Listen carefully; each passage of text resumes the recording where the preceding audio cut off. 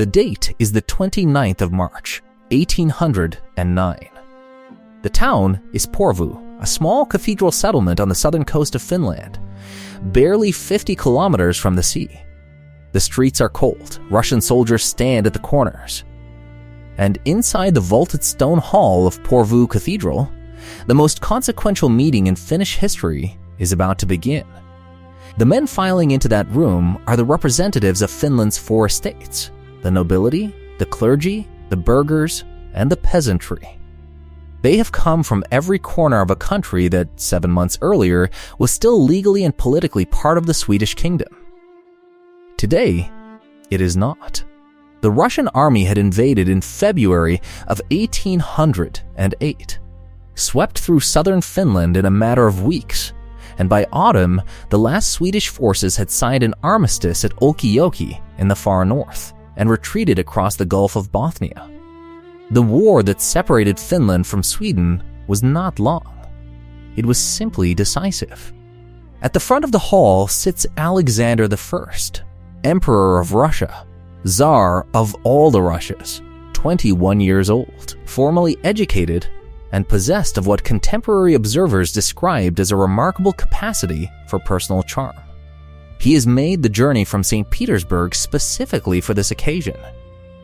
He has not come to humiliate the Finns. He has come to make them an offer.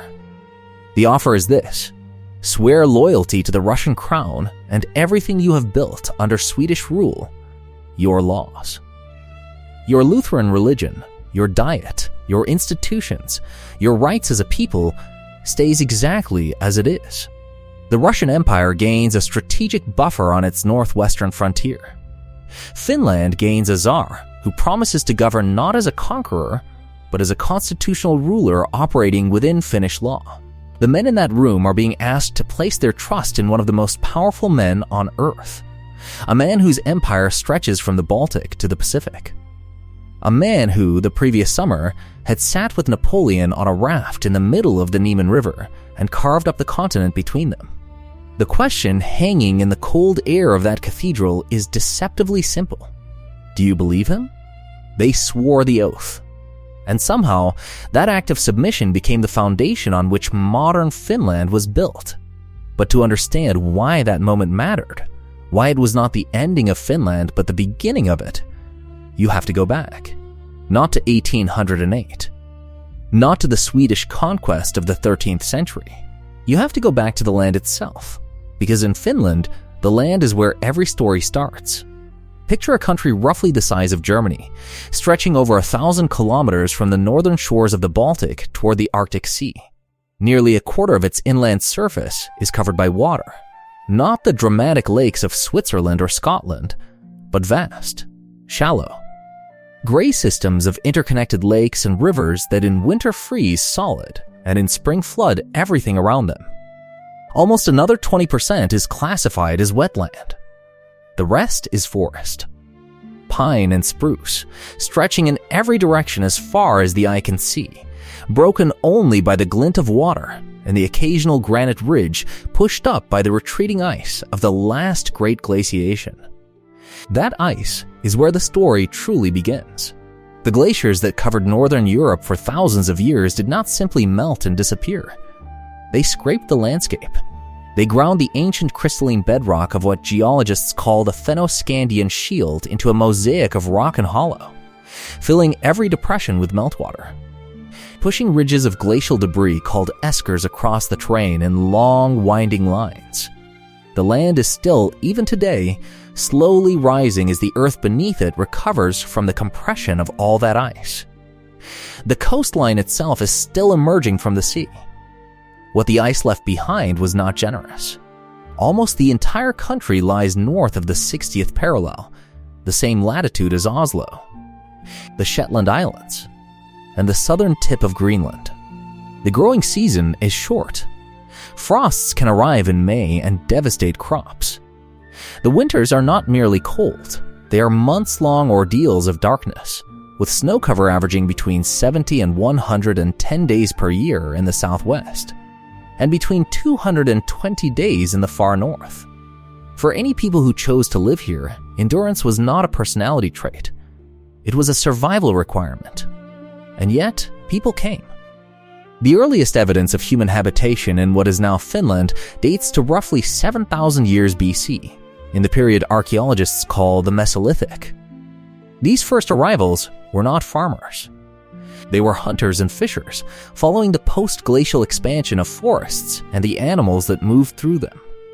The elk was central to their existence, a source of meat, hide, bone, and sinew, and evidently of spiritual significance too, since Neolithic artists carved elk figures into wood and stone with a care that suggests something beyond the purely practical.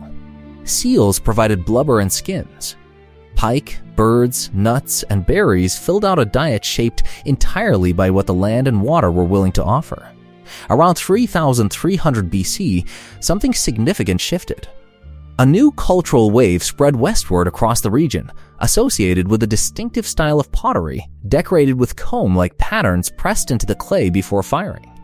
The scholars who study this period believe that the people who made this pottery also carried something more important than ceramic technique.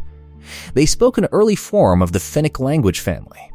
Through centuries of contact with Baltic and East Germanic peoples, this Proto-Finnic tongue gradually differentiated and evolved, eventually giving rise to the four major dialect groups that would constitute the Finnish language: Southwest Finnish, Savo, and Karelian.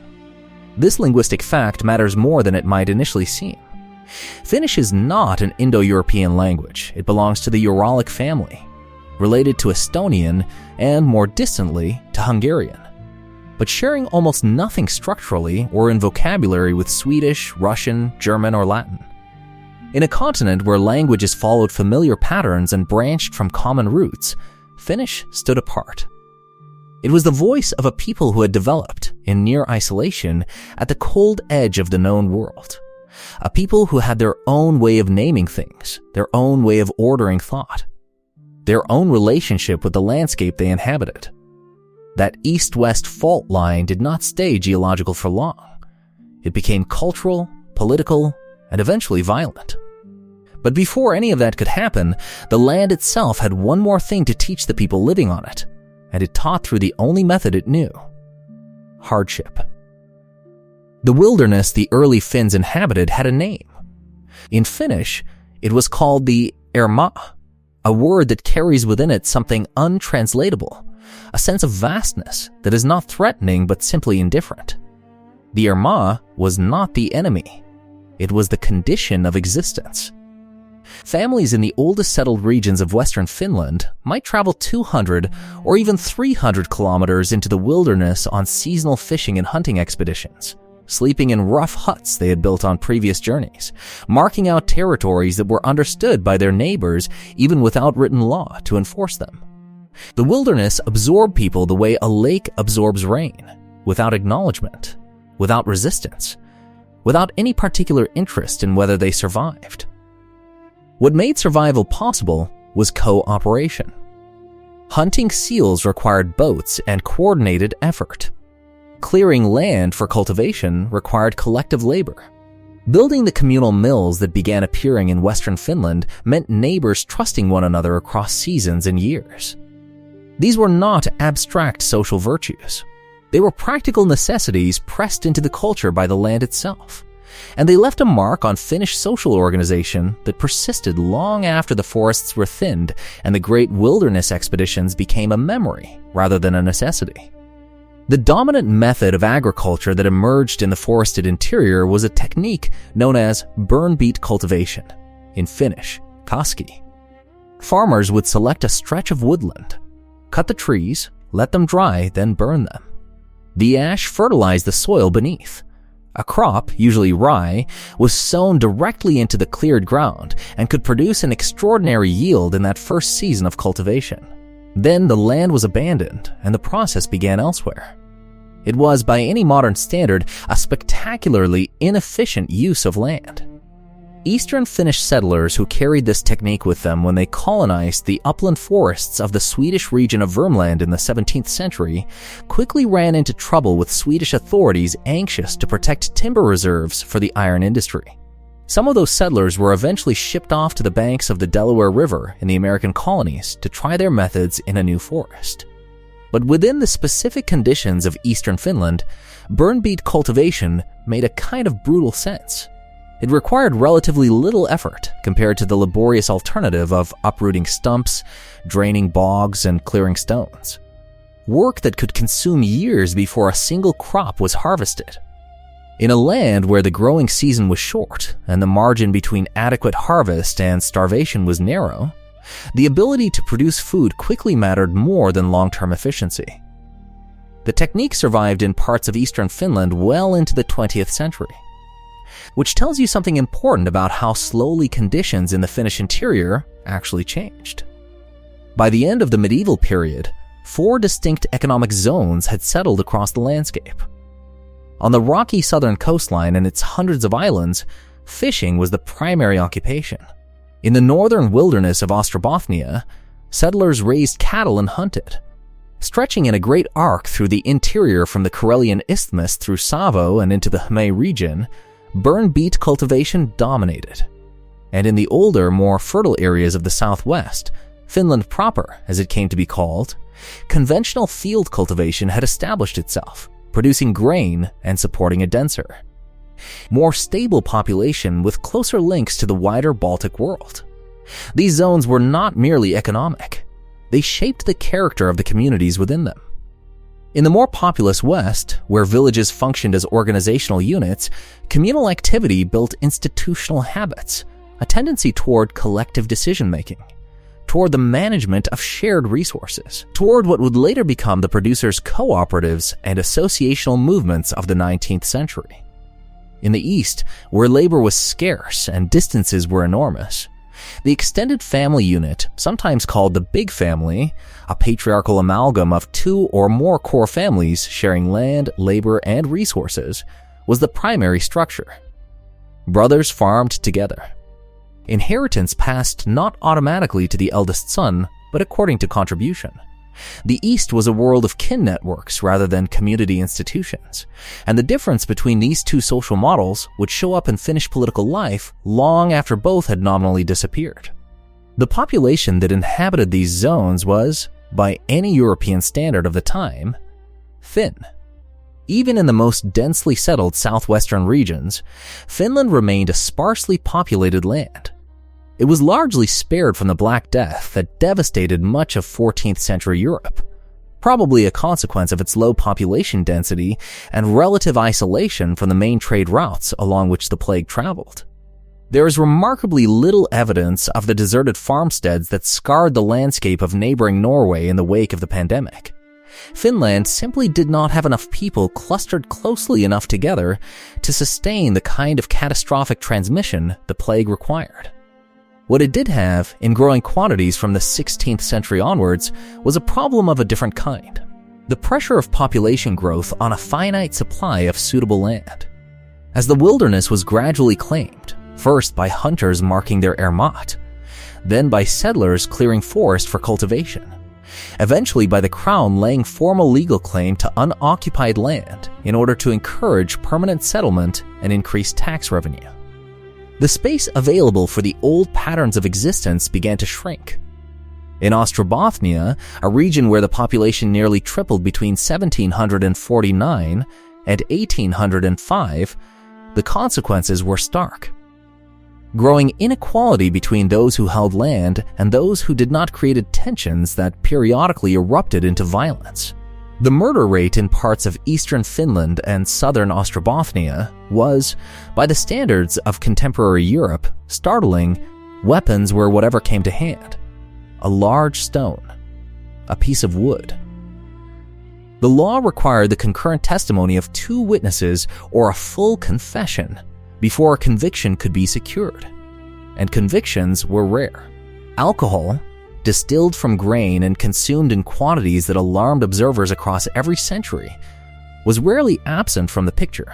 From the 11th century onwards, the kingdom taking shape on the central plains of present-day Sweden began pushing its institutional reach eastward across the Gulf of Bothnia, into the coastal settlements and river valleys of the land the Swedes called Sturland, the Eastern Land. This was not yet an empire in any deliberate sense. The Swedish state itself was barely formed, its own authority over its western territories still being negotiated and contested. What was happening in Finland was, in many respects, simply an extension of the same process of consolidation occurring everywhere else in the emerging kingdom. The slow imposition of administrative structure, taxation, and Christian doctrine onto peoples who had managed their own affairs after their own fashion for millennia. But it is worth pausing before the Crusades arrive, because the world they entered was not a blank canvas. The tribes inhabiting the Finnish landscape in the centuries immediately before Swedish expansion had developed something that, while not yet a state, was unmistakably a society. The of the interior, the southwest Finns of the coastal plains, the Karelians pressing outward from their heartland around lakes Ladoga and Onega, these were peoples with the organizational capacity to make war, conduct long-distance trade, and resist outside pressure when the occasion demanded. A 12th century Norwegian history describes the Karelians and several neighboring peoples as worshipping false gods, which is the kind of backhanded acknowledgement that they were coherent enough to be worth converting. The Karelians in particular were expanding aggressively during this period, eastward toward the mouth of the northern Divina, northward to the shores of the Arctic, westward into conflict with the Hme, and simultaneously coming under the deepening influence of the Orthodox Church and the powerful Principality of Novgorod to the east. This last detail matters enormously. Before a single Swedish crusader set foot on Finnish soil, a competing power was already pulling at the eastern edge of the Finnish world. Novgorod was not a minor player. It was one of the great trading cities of medieval Europe, controlling vast fur and timber resources and projecting Orthodox Christianity northward and westward with the same missionary energy that the Catholic Church was directing from the other direction. The contest for Finland, for the souls, the labor, and the strategic territory of its people, was not between Sweden and a passive, waiting land. It was between Sweden and Novgorod, with the Finnish tribes caught in the middle of a religious and geopolitical competition neither of them had started. The first crusade into Finland is traditionally dated to the reign of the Swedish king Erik, somewhere around 1155 or 1156. The conversion work was entrusted to an Englishman named Henry, who had been elected bishop of Uppsala. Both men met violent ends shortly thereafter and were elevated to popular sainthood with remarkable speed, a process that tells us more about the political needs of their successors than about the historical facts of the campaign itself. The story of Henry's death is the single most famous narrative from this entire period of Finnish history, and it is worth dwelling on precisely because of what it reveals. According to the legend, which exists in versions dating from the 13th century, Henry was murdered on a frozen lake by a Finnish peasant named Lali, who had been goaded into the deed by his wife. Lali stole the bishop's cap. When he tried to pull it off, his scalp came with it. Divine punishment for sacrilege. Lali is the only Finn recorded by name from this entire era. He did not found a dynasty, win a battle, or negotiate a treaty. He killed a bishop and became a legend. That fact alone speaks volumes about the relationship between the people of Finland and the institutional forces arriving to reshape their world. The historical reality behind the legend is considerably murkier. The papal bull Gravis Admodum, sent to the Archbishop of Uppsala by Pope Alexander III in 1171 or 1172, suggests that missionary work in Finland was producing limited results, and that the Swedes needed encouragement to sustain their efforts. The bull's very existence implies that the First Crusade, whatever it actually accomplished, had not delivered the lasting Christian presence its organizers had hoped for. Raids and counter-raids, rather than planned campaigns of conquest and conversion, characterized the relationship between the Swedish kingdom and the Finnish tribes for the remainder of the 12th century.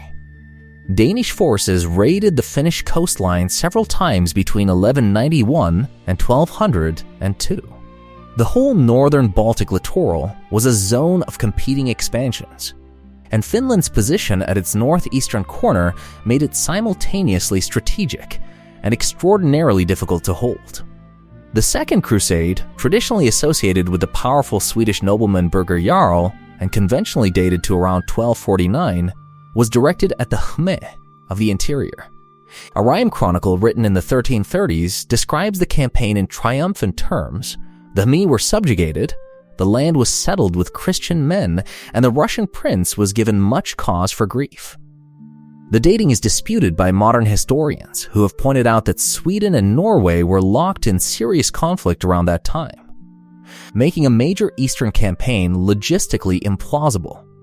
The crusade may have occurred a decade earlier, before the disastrous Swedish defeat against Alexander Nevsky at the confluence of the Neva and Izhora rivers in 1240, a defeat the Russian chronicles record with considerable satisfaction. The answer the Finns would eventually provide was shaped in ways that cannot be overstated by what Sweden did with them once the Crusades were over. Because the most consequential thing about Swedish rule in Finland was not the conquest itself. It was the 6 centuries that followed, and the particular kind of relationship those centuries produced. Finland was not administered as a colony. That distinction matters. From the very early stages of Swedish expansion eastward, the institutional framework being built in Finland mirrored, rather than diverged from, what was being constructed in the western half of the kingdom. The same laws applied. The same estates, nobility, clergy, burghers, and peasantry held the same formal rights. Finnish representatives sat in the Swedish Riksdag. Finnish soldiers fought in Swedish wars. Finnish clergy trained at the same universities, rose through the same ecclesiastical hierarchies, and occasionally reached positions of genuine influence within the church of the entire realm. When King Magnus Ladulz named his brother Bengt Duke of Finland in 1284, he was not creating a subordinate territory. He was naming a duchy within a unified kingdom, in the same manner that other European monarchs created duchies within their own realms. The city that emerged as the institutional heart of this eastern half of the kingdom was Turku. By the middle of the 13th century, the cathedral was under construction on the banks of the river Ora, and the settlement around it was growing into the administrative, commercial, and intellectual center of Finnish life. 9 of the 14 burgomasters of Turku between 1400 and 1471 were of German origin, as were 20 of the 36 town councillors. The Baltic trading world was deeply international in its merchant class, and Turku was no exception. A junction point between the Hanseatic networks to the south and west, the Swedish crown to the west, and the vast fur trading wilderness stretching away to the north and east. The castle at Turku and the cathedral a short distance away represented the 2 pillars of the new order, military authority and spiritual authority, and the relationship between them was rarely simple. The Bishop of Turku was not a minor figure. He controlled vast landholdings, ran the only significant educational institution in the country for several centuries, and wielded a kind of soft power over the daily lives of ordinary Finns that no military commander could match. The Lutheran Reformation, when it arrived in Finland in the 1520s, did not simply change the theology of Finnish Christianity. It reorganized the entire structure of religious authority, broke the Catholic Church's hold on its accumulated property, and created a new relationship between the clergy and the Swedish crown that would define Finnish institutional life for 300 years. The man most associated with bringing the Reformation to Finland is Mikael Agricola, a farmer's son from the southwestern coastal region who studied in Wittenberg under Martin Luther himself, and returned to Finland with not only a reformed theology, but something of even more lasting importance: a written Finnish language. Before Agricola, Finnish existed as a spoken tongue, rich and ancient and entirely oral. Latin served the church. Swedish served the administration and the educated elite. Finnish served everybody else in the sense that it was the language they actually used to talk to one another, but it had no standardized written form, no grammar, no literature, and no institutional status whatsoever. Agricola changed that. Between the 1540s and his death in 1557, he produced a Finnish ABC book, a Finnish prayer book, and most significantly a translation of the New Testament into Finnish, the first substantial written text in the language. The act of writing Finnish down was, in itself, a political statement, even if Agricola almost certainly did not intend it as one. He was a churchman trying to bring the Reformed faith to a population that could not read Latin and barely understood Swedish. What he created, incidentally, was the first proof that Finnish was a language capable of carrying complex thought, abstract theology, and literary expression. He established, in other words, that it was a language worth taking seriously. This would matter enormously. But not yet. For the 2 centuries following Agricola's death, the language question remained a minor current beneath the surface of much larger events. Sweden was in the process of becoming a great power, one of the most militarily formidable states in Europe. And Finland was being asked to carry a share of that ambition it could barely afford. The great northern wars of the 17th century pulled Finland into a pattern of devastating occupation and slow recovery that repeated itself with brutal regularity. Russian forces occupied parts of Finland between 1714 and 1721 in what Finnish historical memory calls the Great Wrath, a period of looting, destruction, and population flight so severe that the university in Turku shut its doors entirely and did not reopen until 1722. The lesser conflict that followed 2 decades later, producing another Russian occupation between 1742 and 1743, was known with grim understatement as the Lesser Wrath. These were not abstract geopolitical events for the people living through them. They were years of burned farmsteads, confiscated livestock, displaced families, and the particular terror of an occupying army that had no reason to treat the civilian population with care. The effects on Finnish society were deep and lasting. Population declined sharply during the Great Wrath, and the economic disruption took decades to repair. More subtly, the repeated experience of Swedish military failure on Finnish soil. The sense that the Crown in Stockholm could neither adequately defend its eastern half nor compensate it for the costs of that failure began to produce a specifically Finnish form of political disillusionment. Not yet separatism, not yet nationalism in any recognizable sense, but a growing awareness among the educated and the institutional elite that Finnish interests and Swedish interests were not always identical, and that the men making decisions in Stockholm did not always understand or care about the consequences those decisions had on the other side of the Gulf of Bothnia. It was this accumulated grievance, combined with the intellectual currents of the European Enlightenment, that produced the most dangerous man in late Swedish Finland, a man whose jealousy, ambition, and wounded pride would bring him to the edge of treason and push him, finally, over it.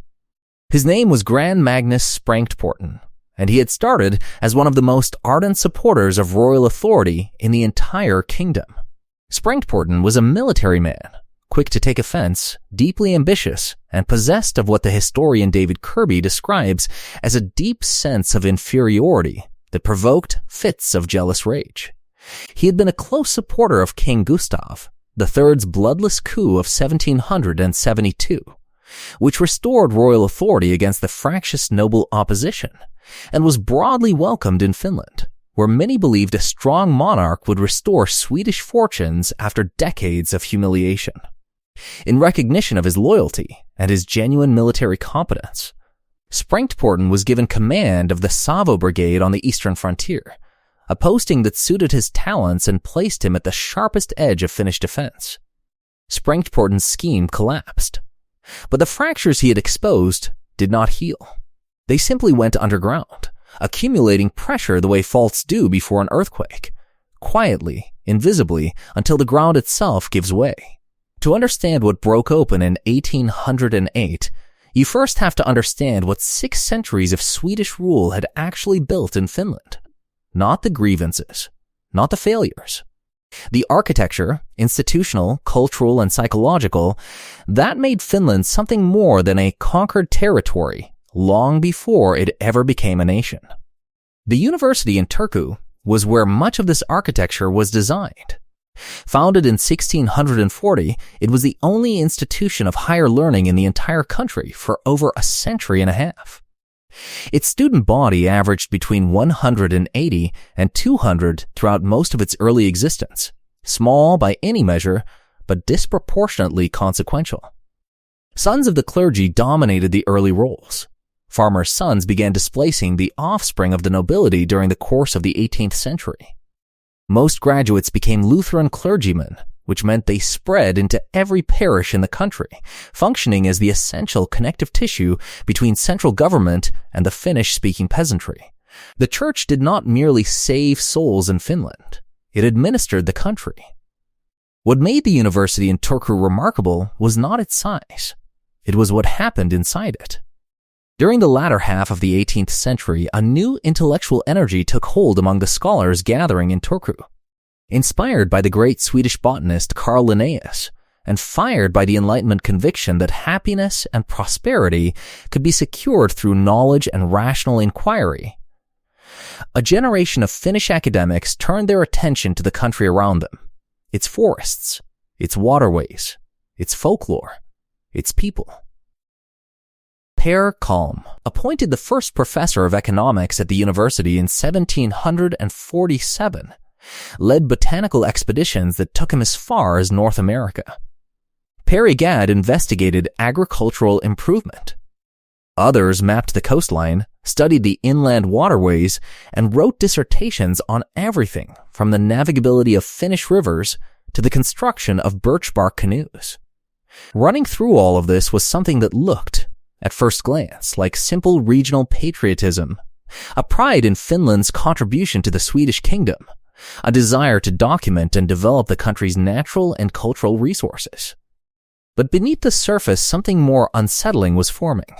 The more these scholars studied Finland, the more clearly they saw it as a distinct place with a distinct identity, not Swedish, not Russian, not easily categorized within any existing framework. Nobody saw this more clearly than Henrik Gabriel Porthan. Porthan was appointed professor of rhetoric at the university in 1777, but rhetoric was the least of what he practiced. A tireless correspondent, bibliophile, and collector, he produced between 1766 and 1778 a 5-volume work on Finnish folk poetry, De Poesie Finnica, that laid the scholarly foundations for everything that would follow in the next century. He gathered fragments of ancient oral verse, traced linguistic patterns across dialects, and argued, carefully and methodically, that the Finnish people possessed a cultural heritage of genuine depth and antiquity. He was not a revolutionary. He was intensely loyal to Sweden and had no desire to challenge the institutional order. He simply believed, with the quiet conviction of a man who has spent decades in the evidence, that Finnish had been unjustly neglected, that a language spoken by the majority of the country's population deserved more than the contempt-polite Stockholm society directed at it. His contemporary Christfrid Ganader worked in conditions of considerably greater difficulty. A remote country parish, limited resources, and the kind of obscurity that tends to swallow rural clergymen whole. Yet Ganander produced a dictionary, an index of Finnish mythology, collections of riddles and sayings and folk stories, and practical guides to curing ailments of both man and beast. The sheer range of this output, achieved in near isolation, tells you something about the intellectual appetite that Porthan and his circle had awakened. There was a hunger to know what Finland actually was, beneath the Swedish administrative surface. Porthan never resolved the tension at the heart of his own work. He believed in Finnish culture and distrusted Finnish independence. He celebrated the Finnish language and conducted his own most important work in Latin and Swedish. He was a patriot of a specific, carefully bounded kind, a man who loved his country deeply without being entirely sure it had the right to become a country. That ambiguity was not unique to him. It ran through the entire generation of Finnish intellectuals shaped by the Enlightenment, and it would create enormous complications when political reality finally forced the question into the open. Gustav III's coup of 1772 had been welcomed in Finland partly because it promised stability and strong leadership. His constitution of 1789 went further, granting owners of heritable land full rights of ownership, giving peasants on crown land rights of inheritance, and in the process accelerating a transformation of Finnish rural society that would have profound consequences over the following decades. Land ownership spread. A class of independent farmers with a genuine stake in the country's institutional life began to consolidate. This was not what Gustav III intended. He was a king who wanted loyal subjects. Not an emerging rural bourgeoisie with opinions about governance, but it was what his policies produced. The invasion that came in February of 1808 was, in purely military terms, overwhelming. Russian forces crossed the frontier and drove south and west with a speed that left the Swedish High Command unable to mount a coherent defense. Within 3 months, southern Finland had been overrun. The fortress of Sveaborg, the great sea fortress outside Helsinki, sometimes called the Gibraltar of the North, surrendered without a serious fight. A capitulation so shocking that it was widely attributed to treachery rather than military calculation. The Swedish army retreated northward into Ostrobothnia, where it managed to win several engagements against the pursuing Russian forces during the late spring and summer. But winning battles in Ostrobothnia could not change the strategic reality further south. By autumn, a reinforced Russian army had gained the upper hand. The truce signed at Olkijoki on the 19th of November 1808 obliged the remaining Swedish forces to withdraw across the Gulf of Bothnia entirely. Finland was, to all practical purposes, separated from Sweden before a single peace treaty had been signed. The formal end of the war came the following year, but the real ending came in that autumn armistice, in a northern Finnish town that most people in Stockholm could not have located on a map. What is striking, looking back, is not the speed of the military defeat. It is the reaction of the Finnish population to it. The peasantry, as Porthan had observed years earlier, hated the Russians with genuine intensity rooted in the living memory of the Great Wrath and the Lesser Wrath. The occupations that had burned farms, killed livestock, and driven families from their homes within the previous century. There was no shortage of willingness to fight among ordinary Finns. Guerrilla resistance continued in some areas well after the formal armistice. A farmer named Sandels became briefly famous for harassing Russian supply lines in Savo with a stubbornness that impressed even his enemies. The problem was at the top. Among the officer class and the educated elite, the mood was one of resigned exhaustion rather than defiant resistance. Decades of watching Stockholm make bad decisions, ignore Finnish advice, and leave the eastern half of the kingdom to bear the consequences had drained a particular kind of loyalty, not the deep cultural loyalty of the peasantry, but the conditional political loyalty of men who had served the Swedish state in the expectation that it would hold up its end of the bargain. It had not. And when Alexander I arrived in Porvoo in March of 1809 to convene Finland's 4 estates, he was addressing a population that was, in significant ways, ready to be persuaded. Alexander was 31 years old, charming and politically intelligent in a way that his advisors sometimes found unsettling. He understood, with a clarity unusual in a conquering monarch, that Finland's value to Russia was not merely territorial. A sullen, resentful Finland requiring constant military supervision was a liability. A Finland that genuinely believed its interests were protected under Russian rule was an asset, a stable, well-administered buffer on the empire's northwestern frontier, staffed by competent bureaucrats who had spent 6 centuries building exactly the kind of institutional infrastructure that Russia's own western provinces conspicuously lacked. The Diet of Porvoo, convened in that small cathedral town between the 28th of March and the 19th of July 1809, was Alexander's instrument for achieving that outcome.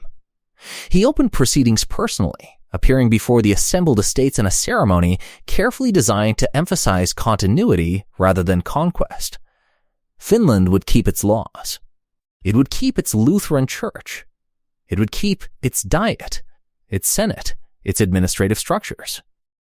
The estates swore loyalty to Alexander as Grand Duke of Finland, a title that placed him within the Finnish constitutional tradition rather than above it, a ruler bound by the fundamental laws of the land rather than merely tolerating them. The address Alexander delivered to the estates has been analyzed by Finnish historians for 2 centuries and continues to generate disagreement. He spoke of the Finnish people being elevated to the rank of a nation. He placed himself within what he called the constitutional principles inherent to Finnish custom. He made promises about the preservation of religion and fundamental laws that were simultaneously specific enough to be binding and general enough to be interpreted flexibly. Whether he meant every word, or whether the speech was a carefully crafted piece of political theater designed to secure Finnish acquiescence at minimum cost, is a question that probably has no clean answer. Most political acts of this kind are both sincere and calculated at the same time. What is not in dispute is the immediate practical effect. The men who swore the oath at Porvoo were not surrendering. They were negotiating, extracting from a conqueror a set of guarantees that transformed a military occupation into something considerably more ambiguous. The Finnish senator and statesman Gustaf Mauritz Armfelt, who had fled to Russia years earlier after being accused of plotting against the Swedish regency, and who now emerged as one of the key figures in the new Finnish-Russian relationship, understood this clearly. Finland was not becoming part of Russia. It was becoming something that had never quite existed before, an autonomous political entity within an imperial framework, possessing its own legal identity, its own institutions, and its own constitutional relationship with the ruler. That relationship rested, in practice, on a remarkably small number of men. The ruling elite of early 19th century Finland, the senators, the senior officials, the heads of the great administrative departments, numbered fewer than 2,000 individuals for much of the period. These men knew each other. They were connected by kinship, by education at the Alexander University in Helsinki, and by the shared experience of navigating the peculiar demands of a system in which real power flowed through personal relationships as much as formal institutions. Casimir von Kothen, whose father sat in the Senate for over 30 years, was named head of the Governor-General's Chancery in 1840. Lars Gabriel von Hartmann, his brother-in-law, sat alongside him in the Senate. Both were sons-in-law, in succession, of Carl Erik Mannerheim. The branches of these family trees were so interwoven that the upper administration of Finland resembled less a modern bureaucracy than an extended kinship network with formal titles. How long it could last depended, as it always does in Finnish history, on forces originating far beyond its borders. And in the first half of the 19th century, the force that mattered most was not military. It was cultural, a slow, deliberate, and ultimately explosive awakening of Finnish identity that the tight-knit elite in Helsinki neither fully controlled nor entirely anticipated. It began, as so many Finnish stories begin, with a man walking into the wilderness. Elias Lönnrot was the son of a village tailor from southwestern Finland. He trained as a physician, which gave him both the practical means to travel through the remotest parts of the country and a professional justification for doing so. But what drove him into the forests and villages of Karelia during the 1830s was not medicine. It was poetry. Ancient oral poetry, preserved in the memories of rural singers, mostly old men in the eastern borderlands, who had inherited chains of verse stretching back, in some cases for centuries before the first Swedish crusade had ever set foot on Finnish soil. Lönnrot made 11 field expeditions between 1828 and 1844, traveling thousands of kilometers on foot and by boat, sitting with village singers and writing down what they recited. The songs he collected were not merely entertaining. They described a complete mythological world, gods and heroes, creation and catastrophe, love and betrayal, entirely independent of the Swedish, Russian, or Latin frameworks that had dominated Finnish cultural life since the medieval period. In 1835, Lönnrot published his compilation of these songs under the title Kalevala. A second expanded edition followed in 1849. The impact was immediate and profound. Here, suddenly, was proof that the Finnish people were not a backward peasant population attached to the margins of Swedish civilization. They were the inheritors of a mythology as rich and ancient as anything in the European tradition. The Kalevala did for Finnish national consciousness what Homer had done for the Greeks and the Nibelungenlied had done for the Germans. It provided a story, a set of heroes, a vision of origins that could anchor a modern national identity in something ancient and unchosen. Artists responded almost immediately. The painter Robert Wilhelm Ekman produced canvases drawn from Kalevala themes. The composer Jean Sibelius, still decades away from his greatest work, would eventually transform its imagery into music that became inseparable from Finnish national feeling. Writers, poets, and journalists reached for its vocabulary whenever they needed to articulate what Finland was and why it mattered. But the Kalevala alone could not resolve the central political contradiction of Finnish life in the mid-19th century. The language of that mythology, Finnish, was still not the official language of the country it had inspired. Administration was conducted in Swedish. The educated elite spoke Swedish at home. The university taught in Swedish. A Finnish speaker who wished to advance in public life had to operate in a language that was not his own, within institutions that had been built by and for a Swedish-speaking minority. Lönnrot himself, the son of a village tailor and fluent in Finnish from birth, noted with dry resignation that when he tramped through the backwoods of Karelia collecting the very songs that would define Finnish national identity, the locals classified him as a member of the gentry simply because of his education, a reminder that language and class were inseparably entangled in the society he was trying to celebrate. The man who turned this cultural tension into a political program was Johan Vilhelm Snellman. Where Lönnrot was gentle, patient, and empirical, Snellman was combative, systematic, and utterly convinced of his own correctness. A disciple of the German philosopher Hegel, he arrived at his political conclusions through a rigorous philosophical framework.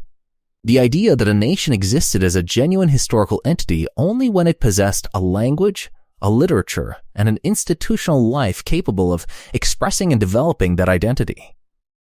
By this standard, Finland did not yet fully exist. It had the territory, the people, the institutions.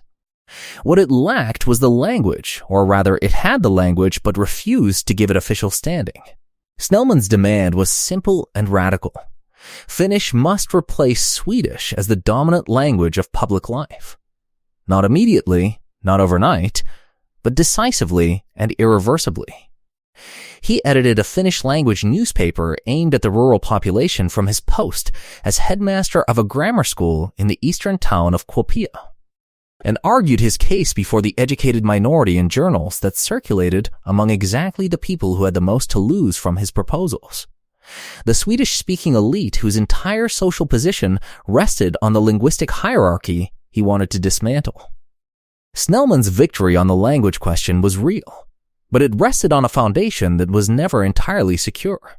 The autonomy that made Finnish cultural and institutional development possible, the autonomy negotiated at Porvoo in 1809, defended by that small elite of interconnected families, and maintained through decades of careful political navigation, depended entirely on the goodwill of whoever sat on the Russian imperial throne. And in the final decade of the 19th century, the throne was occupied by a man whose goodwill toward Finnish autonomy was running out. Alexander III had come to power in 1881 following the assassination of his reforming father, Alexander II, by Russian revolutionary terrorists. The murder had a profound effect on the new Tsar. It convinced him that liberalism and reform were not paths to stability, but roads to chaos.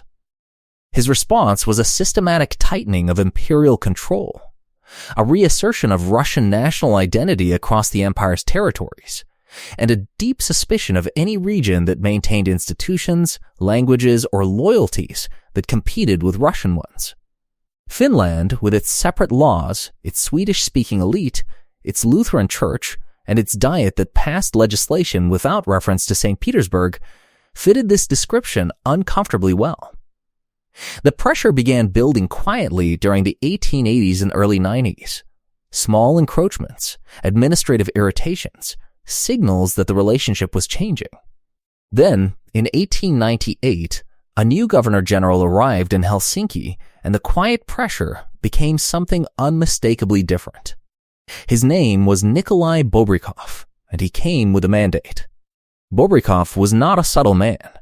He was a Russian nationalist administrator of the old school, efficient, determined, contemptuous of Finnish pretensions to special status, and genuinely convinced that Finland's separate institutions were an anomaly that endangered imperial security. His program, known in Finnish historical memory simply as the period of oppression, aimed at nothing less than the dismantling of Finnish autonomy piece by piece. The February Manifesto of 1899, issued by Tsar Nicholas II, Alexander III's son and successor, declared that legislation affecting imperial interests could be imposed on Finland without the consent of the Finnish Diet. In a single document, the constitutional guarantees that Alexander I had made at Porvoo 90 years earlier were declared subordinate to imperial will. The Finnish response was extraordinary. Not because it was violent, it was almost entirely the opposite.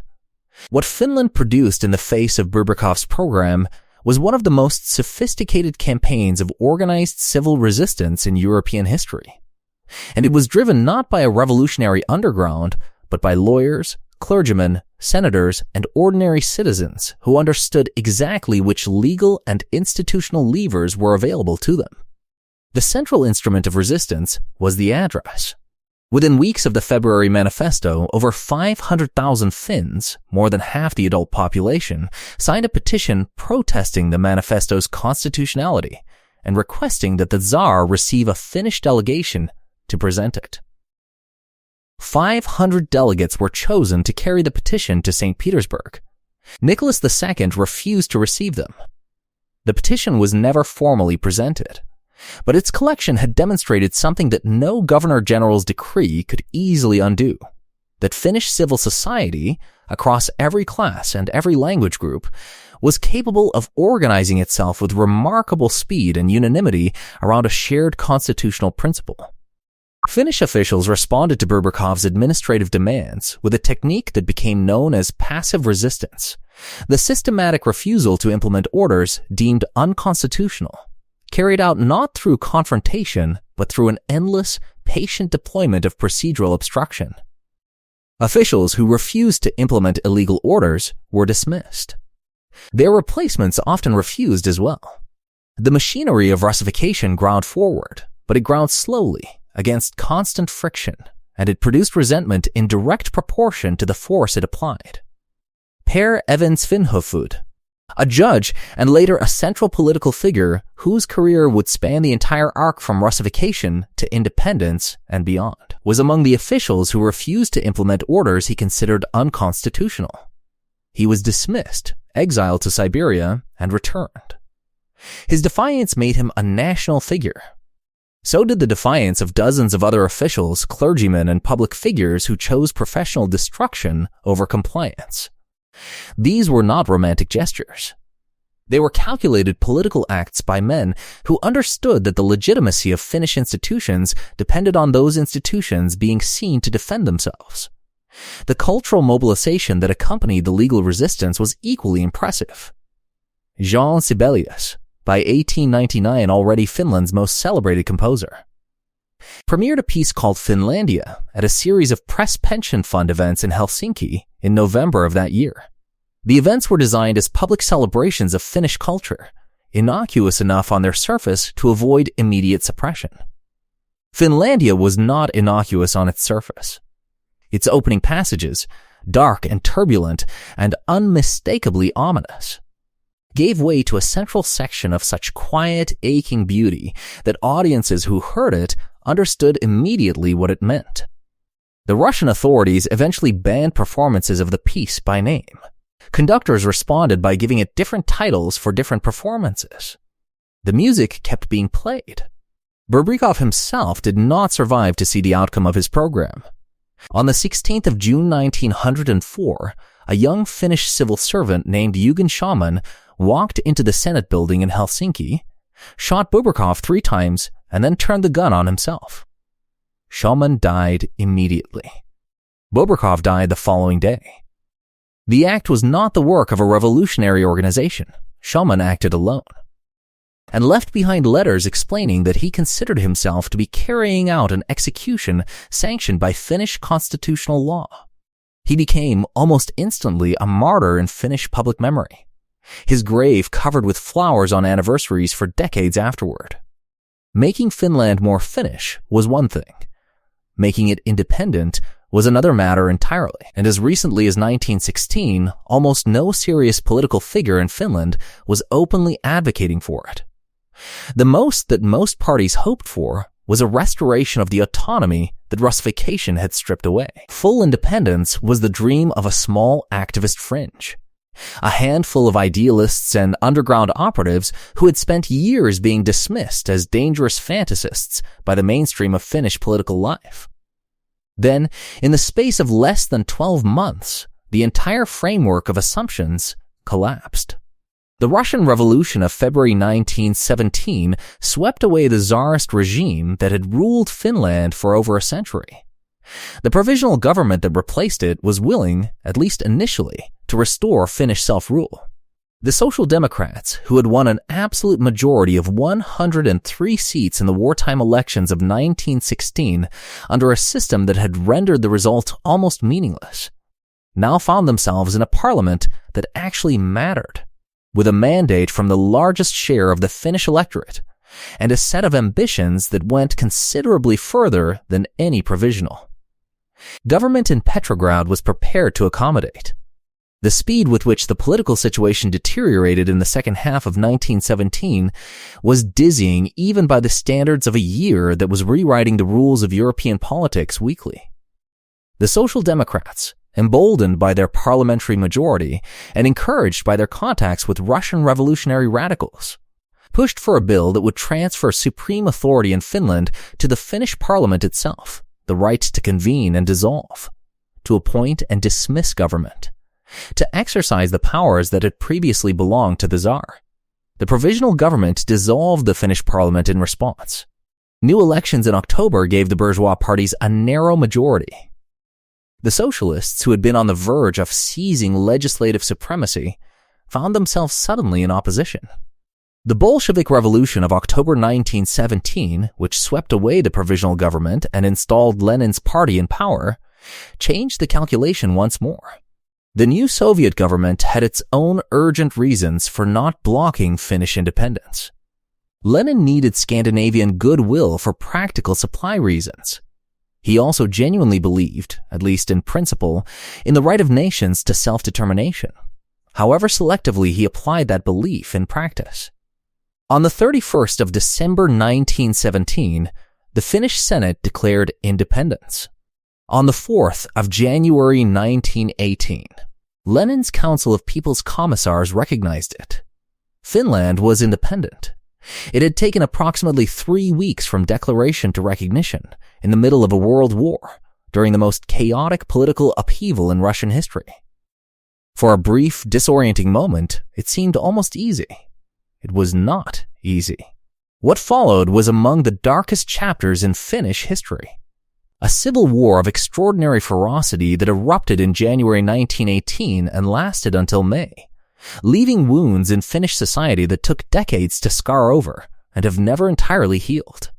The fault lines had been visible for years.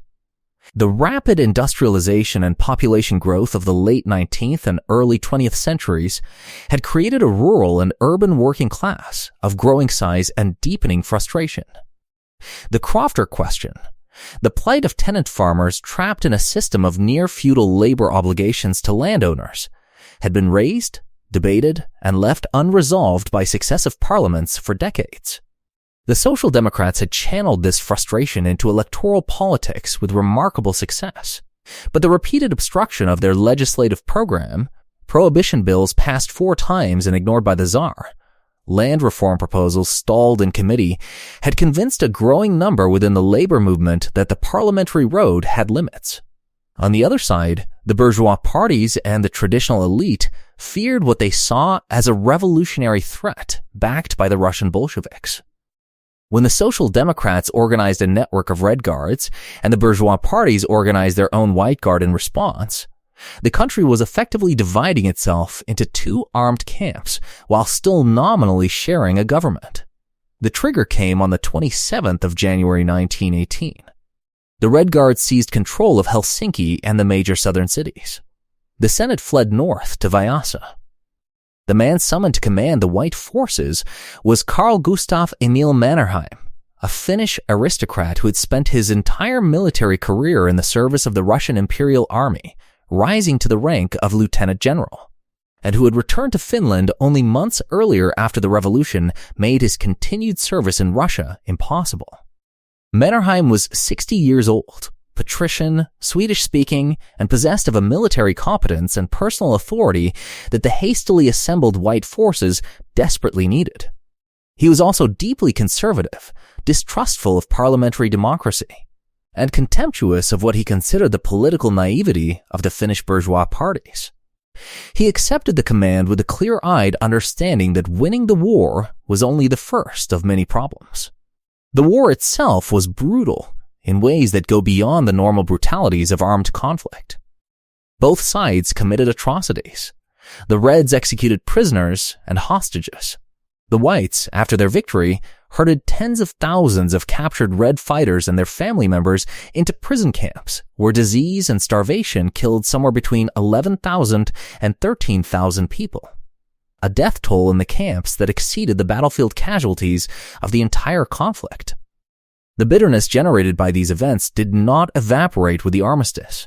It settled into Finnish society like groundwater, poisoning relationships between classes and communities for a generation. Germany's military intervention on the White side in April 1918 accelerated the outcome. A German expeditionary force under General Uediger von der Goltz landed on the southern coast and drove north, taking Helsinki within days. The Reds, caught between German forces from the south and White Finnish forces from the north, collapsed within weeks. Mannerheim was uneasy about the German intervention. It complicated the political situation enormously and placed Finland in a position of uncomfortable dependence on a power whose own survival was, by the spring of 1918, far from guaranteed.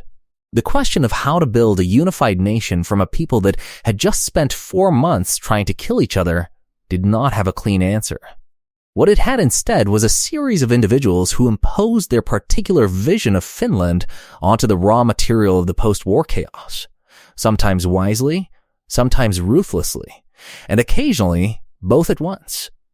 The Constitution of 1919 settled the basic question of political structure by establishing a republic with a strong presidency. The president would be elected by an electoral college, would serve as commander-in-chief of the armed forces, and would hold significant executive powers alongside a parliament whose authority had been hard-won through decades of resistance to Russian interference. It was a deliberately cautious document, designed by men who had watched parliamentary sovereignty nearly deliver the country to the Reds in 1917, and who wanted executive authority concentrated in hands they trusted. The first president elected under this constitution was Carlo Juho Stilberg, a lawyer, a constitutionalist, and a man of such scrupulous personal integrity that his political enemies found him almost impossible to attack directly. Mannerheim was not among those enemies, exactly. But he was not among Stalberg's admirers either. The general had expected, with some justification, that his role in winning the Civil War would translate into political authority in the new republic. It did not, at least not immediately. Mannerheim's instincts were monarchist. His sympathies were with the Swedish-speaking elite, and his contempt for the compromises of parliamentary democracy was barely concealed. He lost the presidential election of 1919 to Stilberg, withdrew from active politics, and spent much of the 1920s traveling in Europe, still formidable, still watchful, and still convinced that Finland's military preparedness was dangerously inadequate. The politicians, in his view, were always willing to spend money on social programs, and always reluctant to spend it on defense. He was not wrong about this. He was simply unable, in the democratic republic that Finland had become, to do much about it from the outside. Per Evind Svinhufvud, the judge who had been exiled to Siberia for refusing to implement Berbekov's orders, who had declared Finnish independence as Senate chairman in 1917, and who had fled Helsinki in a laundry basket when the Reds seized the city in January 1918, embodied a different strand of the conservative tradition. Where Mannerheim was aristocratic and military, Svinhufvud was judicial and ideological. He believed in Finnish independence with a fervor that bordered on the religious, and he believed with equal conviction that the left posed an existential threat to everything he had spent his life building. His finest and most revealing hour came not during the Civil War, but during the Lapua movement crisis of 1930. The Lapua movement was a right-wing populist organization that had emerged from the agricultural heartland of Ostrobothnia, initially in response to communist political activity, and had rapidly escalated into something more threatening. A movement that physically abducted political opponents, drove them across the Soviet border, and demanded that the government suppress the left by force. By 1930, the Lapua movement was openly threatening a coup. Several senior military officers were sympathetic. There was a genuine possibility that Finland's fragile democracy would be extinguished from the right less than 15 years after it had been born. Svinhufvud was elected president in 1931, partly because the Lapua movement supported him as a reliable anti-communist. What they got was not what they had bargained for. When the Lapua movement launched an open armed rebellion, the Mintsel Uprising of 1932, in which several hundred armed men occupied the village of Mintsel and demanded the government's resignation, Svinhufvud went on national radio and addressed the rebels directly. His message was simple and delivered without theatrical flourish. The rule of law would be maintained. Armed rebellion would not be tolerated, and those who had taken up weapons should lay them down. They did. The uprising collapsed within days without a shot being fired. The Lapua movement was banned. The man who had built his entire career on defying authority had used the authority of his office to defend the institutional order against those who wanted to destroy it. The irony was not lost on contemporary observers.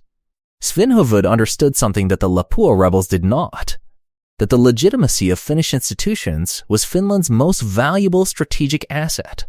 Harder to rebuild than any fortification, and easier to destroy than any military position. Prohibition, which had finally come into force in independent Finland in 1919 after being passed and ignored 4 times under Russian rule, illustrated the limits of legislative idealism with mordant efficiency. The law was widely flouted from the beginning. Bootlegging became a significant industry. Coastal smuggling networks supplied Helsinki restaurants and private homes with alcohol that was technically illegal and practically ubiquitous. Jean Sibelius, whose fondness for Helsinki's celebrated drinking establishments had already become part of national mythology, was reportedly unbothered by the technicalities. The law was repealed by referendum in 1932. The same year as the Mintsel Uprising, after it became obvious that the only things prohibition had successfully produced were organized crime and public contempt for the legal system. The economic pressures of the 1920s and 30s shaped Finnish society in ways that the constitutional settlement of 1919 had not anticipated. The land reforms pushed through in the early republic, the so-called Lex Kallio, which gave tenant farmers the right to purchase their holdings, addressed the crofter question that had festered for decades, and helped drain some of the social poison left by the Civil War. A class of independent smallholders emerged across rural Finland, politically conservative, deeply attached to their land, and forming the natural constituency of the agrarian party that would become one of the most durable forces in Finnish politics for the rest of the century.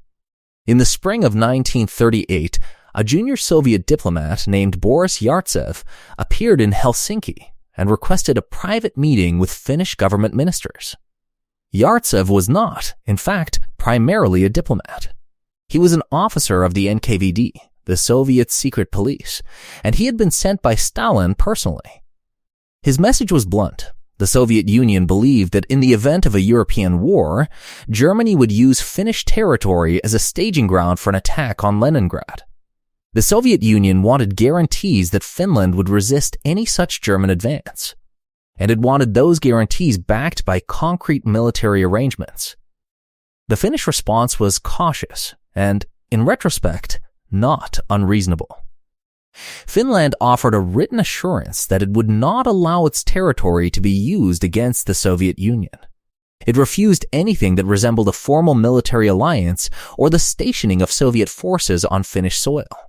The distinction mattered enormously to the Finns. Their entire foreign policy since the mid-1930s had been built around the concept of Nordic neutrality, an alignment with the Scandinavian states that they hoped would keep them out of any future great power conflict. A formal security arrangement with the Soviet Union would have destroyed that neutrality instantly and, in Finnish eyes, created exactly the kind of entanglement that neutrality was designed to avoid. Yartsev persisted through the summer and autumn of 1938. The talks produced nothing. Finland was quietly returned to the Soviet list of potential enemies on its western borders, a list it had briefly been removed from when the talks began. Then, everything accelerated. Hitler's pact with Stalin in August 1939. The Molotov-Ribbentrop Agreement that stunned Europe by binding the two ideological enemies in a non-aggression treaty contained a secret protocol dividing Eastern Europe into spheres of influence. Finland fell within the Soviet sphere. Within weeks of the pact, the Baltic states of Estonia, Latvia, and Lithuania had been pressured into signing mutual assistance treaties that allowed Soviet military bases on their territory. The methods used against them were, in the historian David Kirby's description, bully boy tactics, high-pressure negotiations conducted under the implicit threat of immediate military action, designed to leave no room for maneuvering. Finland was treated differently. When Soviet and Finnish negotiators sat down in Moscow in October 1939, Molotov quickly abandoned the idea of a mutual assistance treaty and appeared willing to consider alternatives. The talks stretched over a month. The Soviet demands were significant territorial adjustments on the Karelian Isthmus to push the border further from Leningrad, the lease of a naval base on the Hanko Peninsula at the entrance to the Gulf of Finland, and the cession of several islands in the Gulf. In exchange, Finland would receive a larger but considerably less valuable strip of Soviet territory in Karelia. The Finnish negotiating team was led by Juho Kusti Paasikivi, an old Finn politician with long experience of Russian affairs and a clear-eyed understanding of great power politics that set him apart from most of his colleagues. Paasikivi believed Finland should make significant concessions. Mannerheim, now chairman of the Defense Council and the most authoritative military voice in the country, agreed. He urged the government to avoid a war that Finland could not win, and pressed for flexibility on the territorial questions. Both men understood something that the Finnish foreign minister Elias Lönnrot apparently did not, that the Soviet Union was not bluffing. Lönnrot was the dominant voice in Finnish foreign policy during these crucial weeks, and his influence was catastrophic. Convinced that the Soviet Union would back down in the face of Finnish firmness, he allowed the negotiators in Moscow almost no room to maneuver.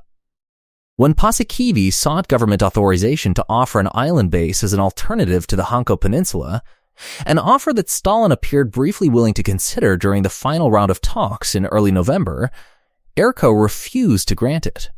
The talks ended on the 9th of November 1939. 3 weeks later, Soviet forces crossed the Finnish frontier along its entire length. What happened next astonished the world. The Red Army that attacked Finland on the 30th of November 1939 was, on paper, one of the most powerful military forces on Earth.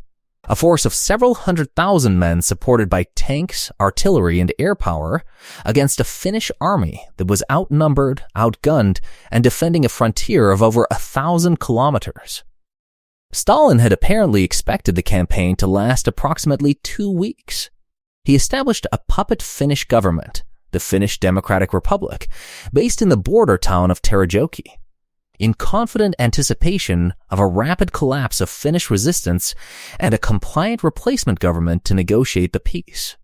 The Finnish army did not collapse. Under Mannerheim's command, Finnish forces exploited their intimate knowledge of the terrain with a tactical ingenuity that repeatedly wrong-footed the Soviet attackers. On the Karelian Isthmus, the defensive line held for weeks against frontal assaults that cost the Red Army casualties on a scale that shocked Soviet commanders. In the forests further north, where Soviet columns advanced along roads without the ability to maneuver through the dense woodland on either side, Finnish ski troops encircled and destroyed entire divisions in engagements that became famous in military history. The battles of Suomussalmi and Rate Road, where Finnish forces annihilated 2 Soviet divisions at a cost that was a fraction of the losses they inflicted. The international reaction was a mixture of admiration and practical uselessness. The League of Nations expelled the Soviet Union, one of its last significant acts before its complete irrelevance became impossible to deny.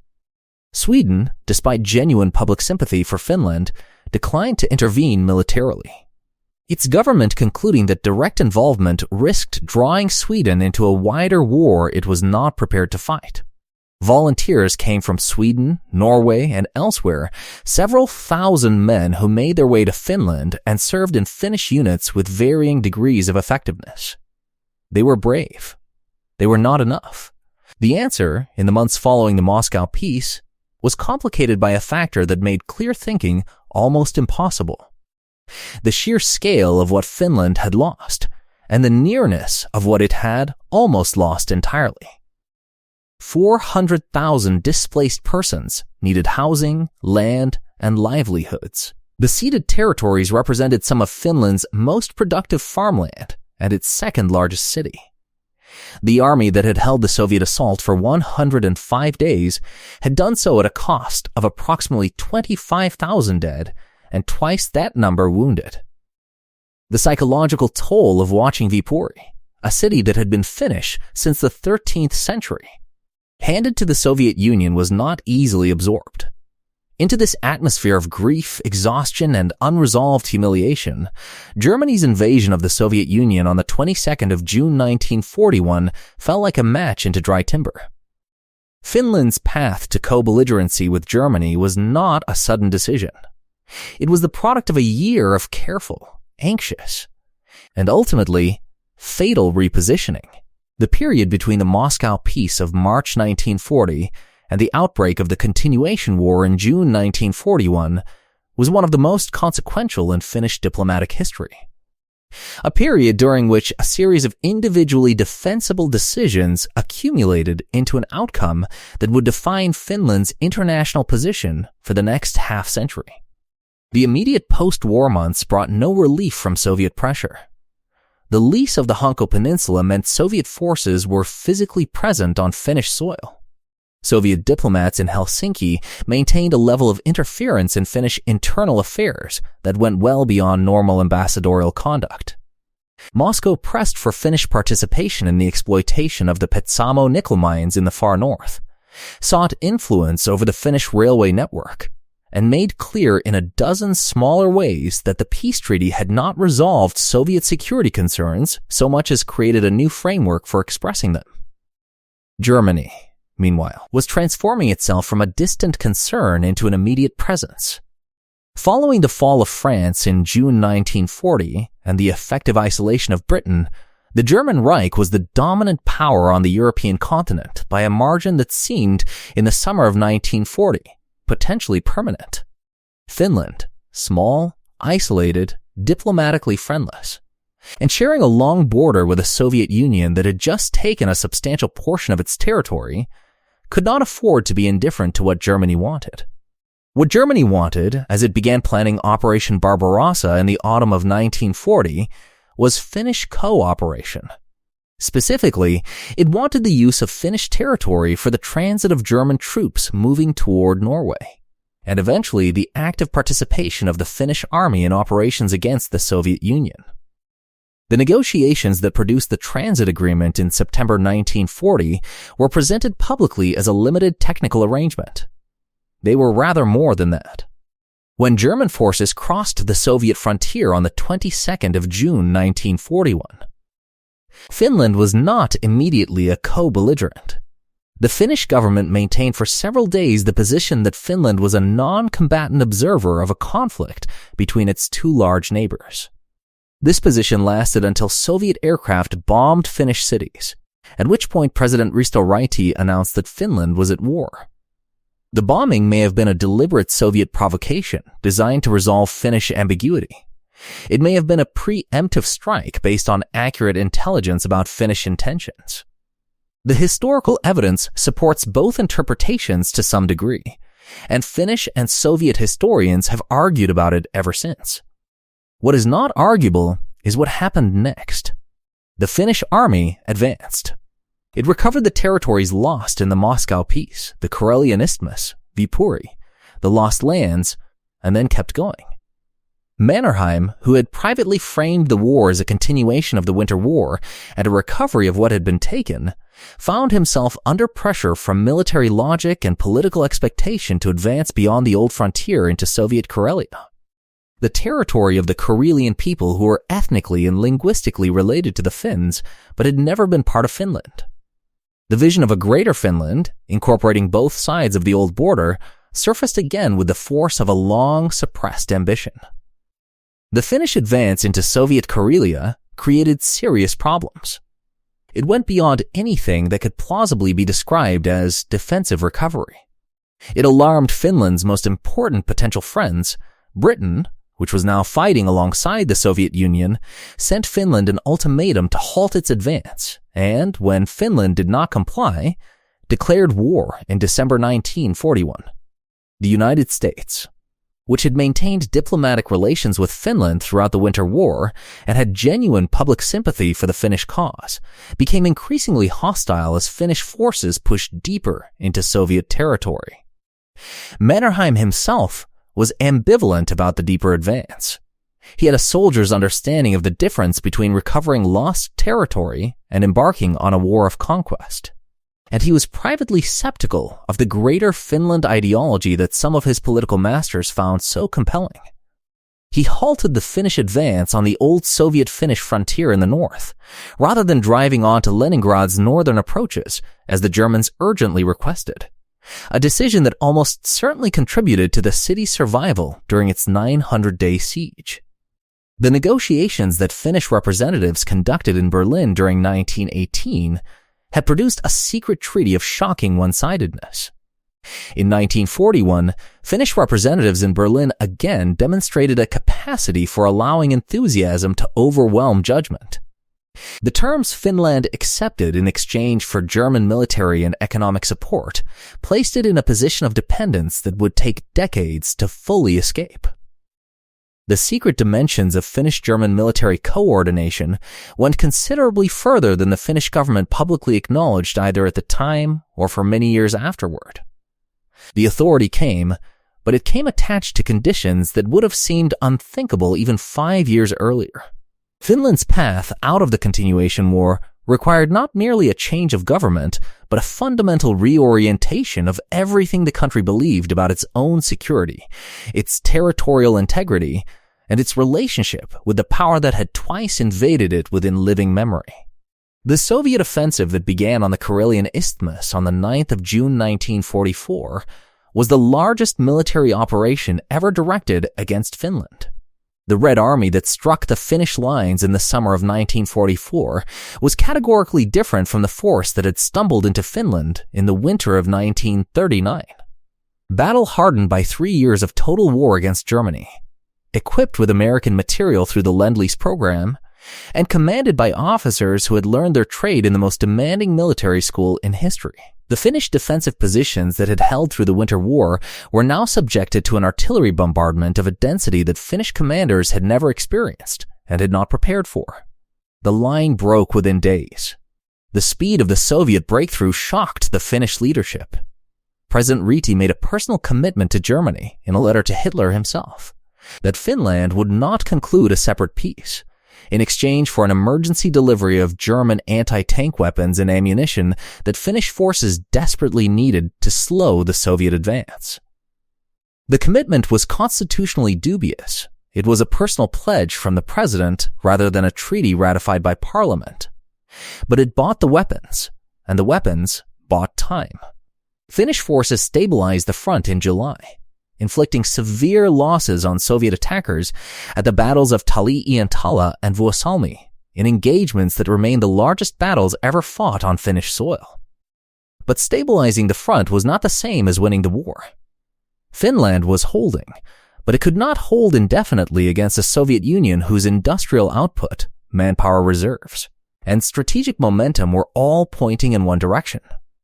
The question had shifted from whether Finland could survive militarily to whether it could survive politically, whether it could extract itself from its German alignment fast enough and completely enough to qualify for a negotiated peace, before the Soviet Union decided that occupation was simpler than negotiation. The solution to the Ryti problem was characteristically Finnish in its combination of constitutional creativity and political ruthlessness. Ryti resigned the presidency in August 1944. Parliament elected Mannerheim as his replacement, an emergency appointment that bypassed the normal electoral process on the grounds that the national emergency justified it. Mannerheim, as the new president, was not bound by Ryti's personal commitment to Germany. The commitment died with Ryti's presidency. Germany protested. Finland ignored the protest and opened peace negotiations with the Soviet Union.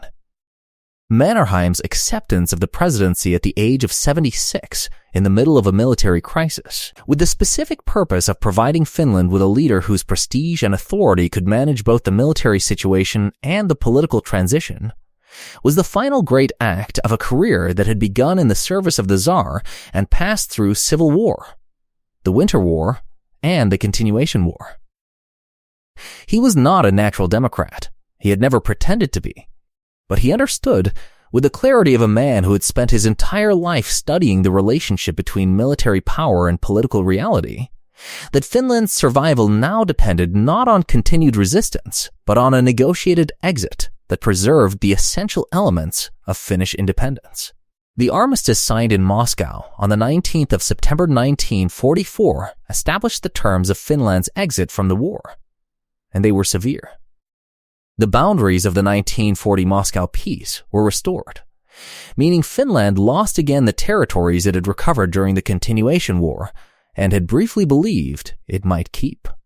The lease of Hanko was replaced by a 50-year lease of the Porkala Peninsula, located less than 20 kilometers from Helsinki, close enough that Soviet artillery positioned there could have shelled the Finnish capital without difficulty.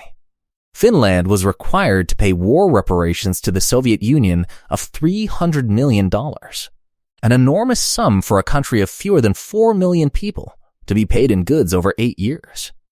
Finnish forces were required to expel German troops from Finnish territory, producing a bitter subsidiary conflict known as the Lapland War, in which retreating German forces systematically destroyed much of northern Finland as they withdrew. The armistice also established an Allied Control Commission, dominated in practice by Soviet representatives, which maintained a supervisory presence in Finland until the formal peace treaty was signed in Paris in 1947. The commission monitored Finnish compliance with armistice terms, investigated suspected violations, and maintained a Soviet institutional presence in Helsinki that served as a constant reminder of the asymmetry of power underlying every Finnish political decision. Most consequentially, the armistice required Finland to legalize the Communist Party, which had been banned since 1930, and to release political prisoners, including senior communists who immediately re-entered Finnish political life with Soviet backing and ambitions that went well beyond normal parliamentary competition. The Finnish Communist Party, reconstituted as the Finnish People's Democratic League, won nearly a quarter of the votes in the first post-war elections of 1945 and entered the government as a coalition partner. For several years, the possibility that Finland might follow the Baltic states and the Eastern European countries into the Soviet orbit was real enough to keep Western observers in a state of sustained anxiety. Mannerheim's death closed one chapter of Finnish history with a kind of biographical finality that history rarely provides so neatly. What opened in its place was something quieter, less dramatic, and in many ways more demanding: the long, patient, unglamorous work of building a sustainable relationship with a neighbor that had invaded Finland twice in 6 years, and still possessed the military capacity to do so again whenever it chose. Paasikivi understood the task with a precision that distinguished him from almost every other Finnish political figure of his generation. He had been right about Soviet intentions before the Winter War, and been ignored. He had watched the consequences. He had negotiated the armistice that preserved Finnish independence at terrible cost. Now, as president from 1946, he had both the authority and the experience to build something more durable than the improvised crisis management that had characterized Finnish foreign policy since independence. The foundation of what became known as the Paasikivi line was deceptively simple. Finland would demonstrate, through consistent, verifiable behavior, that it posed no military or political threat to the Soviet Union. It would maintain strict neutrality between the great power blocs.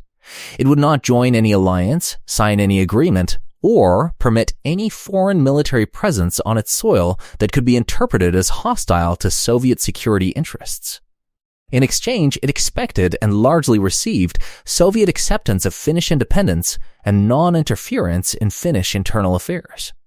The instrument that formalized this relationship was the Treaty of Friendship, Cooperation, and Mutual Assistance, signed in April 1948, and known ever afterward by its Finnish acronym JA, or in Western commentary by the somewhat ominous abbreviation FSIMA. The treaty obliged Finland to resist any armed attack on itself or on the Soviet Union through Finnish territory, and to consult with the Soviet Union if such a threat was identified. Western observers immediately interpreted it as a significant limitation on Finnish sovereignty, a mechanism by which the Soviet Union could demand Finnish military cooperation whenever it chose to define a threat as existing.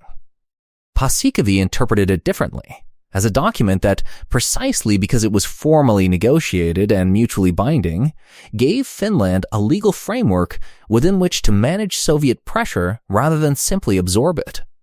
The distinction was not merely semantic.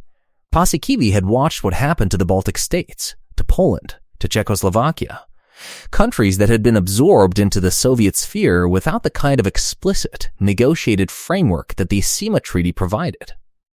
Finland's treaty was a constraint, but it was a defined constraint with boundaries that could be argued over. The absence of any treaty at all in the conditions of 1948 was not freedom. It was exposure. The immediate post-war years tested Paasikivi's doctrine repeatedly and severely. The Communist Party, legalized under the armistice terms and backed by Soviet institutional support, was not content to be a normal parliamentary party competing on equal terms. Its Minister of the Interior in the coalition governments of 1945 to 1948 used his control of the national police to place party loyalists in positions that would have been essential for any attempted seizure of power. The situation in Czechoslovakia, where a communist coup in February 1948 installed a Soviet-aligned government almost overnight, was a vivid illustration of how quickly the process could move when conditions were right. What prevented a similar outcome in Finland was a combination of factors that Paasikivi managed with considerable skill. The Social Democrats, who had their own deep historical grievances against the communists dating back to the Civil War, refused to be displaced from the trade union movement that formed the organizational backbone of left-wing politics. The Finnish president used his executive authority to limit the scope of communist influence in the security services. And Paasikivi made clear to Moscow, through the careful diplomatic signaling that was the primary medium of Finnish-Soviet communication, that a communist takeover in Finland would create precisely the kind of instability and international attention that Soviet interests in the region did not need. The communists left the government coalition in 1948, after which their electoral support declined steadily. They remained a significant parliamentary force for another 2 decades, but the moment of maximum danger. The narrow window in which a coup was genuinely possible closed without the catastrophe materializing. Finland had navigated by a margin that looked comfortable in retrospect and felt terrifyingly narrow at the time, the most dangerous period in its post-war existence. What replaced the acute danger was something more chronic and in some ways more corrosive. The permanent condition of managing a relationship with a superpower neighbor in which the asymmetry of size and strength was never absent from any calculation. Finnish politicians, journalists, academics, and businessmen learned to operate within unspoken but well understood limits.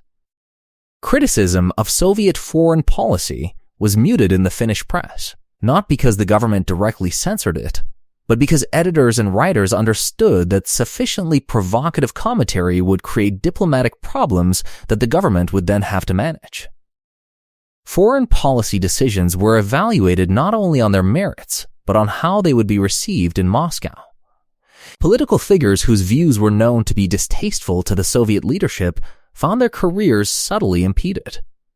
Urho Kekkonen did not arrive in the presidency as an unknown quantity. He had served as prime minister multiple times during the Paasikivi years, had been a central figure in Finnish politics since the 1930s, and had developed over decades a style of political operation that was simultaneously brilliant and deeply troubling, a combination of tactical intelligence, personal ruthlessness, and an absolute conviction that he alone understood what Finland needed that made him, depending on your perspective, either the savior of Finnish independence or its most sophisticated subverter. He was born in 1900 in the small eastern Finnish town of Pielavesi, a farmer's son, Finnish-speaking, educated through ability rather than connection, and possessed from early in his career of an appetite for power that he made almost no effort to conceal. He was an athlete, a national long jump champion in his youth, and he brought to politics the same competitive intensity he had applied to sport, with considerably less regard for the formal rules of the game. Where Paasikivi had been deliberate, cautious, and constitutionally scrupulous, Kekkonen was improvisational, risk-tolerant, and willing to use any instrument available to him, including some that democratic theory suggested should not be available to a president at all. His relationship with the Soviet Union was the defining fact of his presidency, and the source of both his greatest achievements and his most troubling legacy. Kekkonen understood with a clarity that matched Paasikivi's that Finnish independence rested on Soviet acceptance of it. But where Paasikivi had managed that relationship through formal diplomacy and institutional consistency, Kekkonen managed it through personal relationships, through the cultivation of Soviet leaders, through direct communication with the KGB contacts he maintained throughout his presidency, through sauna sessions and hunting trips, and the particular intimacy of back-channel communication that formal diplomacy could never replicate. The instrument he used most effectively was the note crisis of 1961. The Soviet Union, alarmed by what it interpreted as a resurgence of right-wing politics in Finland and by the activities of West German military personnel in the region, sent Finland a formal note requesting military consultations under the FCMA Treaty. In the hands of a less skilled politician, this note could have been the beginning of the kind of Soviet pressure that ended in occupation. Kekkonen flew to Novosibirsk and met personally with Nikita Khrushchev. He returned to Helsinki having persuaded the Soviet leadership to withdraw the note, a diplomatic achievement of considerable significance that simultaneously demonstrated his unique value as a channel of communication between Finland and Moscow, and his willingness to use a national security crisis as an instrument of domestic political advantage. His main political rival, Olavi Honka, who had assembled a broad opposition coalition to challenge Kekkonen in the upcoming presidential election, withdrew from the race in the aftermath of the crisis. The connection between the note's arrival and the election campaign was never formally established. It did not need to be. This was Kekkonen's characteristic method, the management of ambiguity, the deployment of Soviet pressure as a domestic political tool, the cultivation of an image as the indispensable man whose removal from office would destabilize the carefully balanced relationship with Moscow that kept Finland safe. Whether he genuinely believed this, or whether he was simply using it as a mechanism for perpetuating his own power, is a question that Finnish historians have argued about for decades. The most honest answer is probably that both things were simultaneously true, and that Kekkonen himself may not have been able to clearly separate them. His economic management was considerably more hands-on than democratic theory suggested was appropriate for a head of state. When the Centre Party, his own party, the former Agrarian Union, threatened to support an inflationary pensions package in 1972 that Kekkonen believed would damage the economy, he personally attended a party committee meeting and made clear that continued support for the package would have consequences for the party's prospects of remaining in government. He wrote pseudonymous newspaper articles criticizing parliamentary decisions he considered irresponsible. He attended sauna sessions with business leaders and made strategic commitments over whiskey that were then implemented through formal channels days later. The boundary between presidential authority and political manipulation was, in Kekkonen's Finland, not so much blurred as deliberately dissolved. The free trade agreement with the European Economic Community, negotiated through a laborious process that stretched across the early 1970s, illustrated both his effectiveness and his methods. Kekkonen understood that Finland's economic future required access to Western European markets. But he also understood that the Soviet Union regarded the EEC with deep suspicion as a political project aligned against Soviet interests. Balancing these two requirements demanded the kind of sustained personal diplomacy at which he excelled. He secured Brezhnev's tacit consent for the agreement in the autumn of 1973. Consent described by Kekkonen's own notes as reluctant and carefully managed, and then used the agreement's conclusion as leverage in the domestic political maneuvering over his own re-election. The method by which Kekkonen secured his fourth term as president illustrated perfectly the gap between democratic form and Kekkonite practice.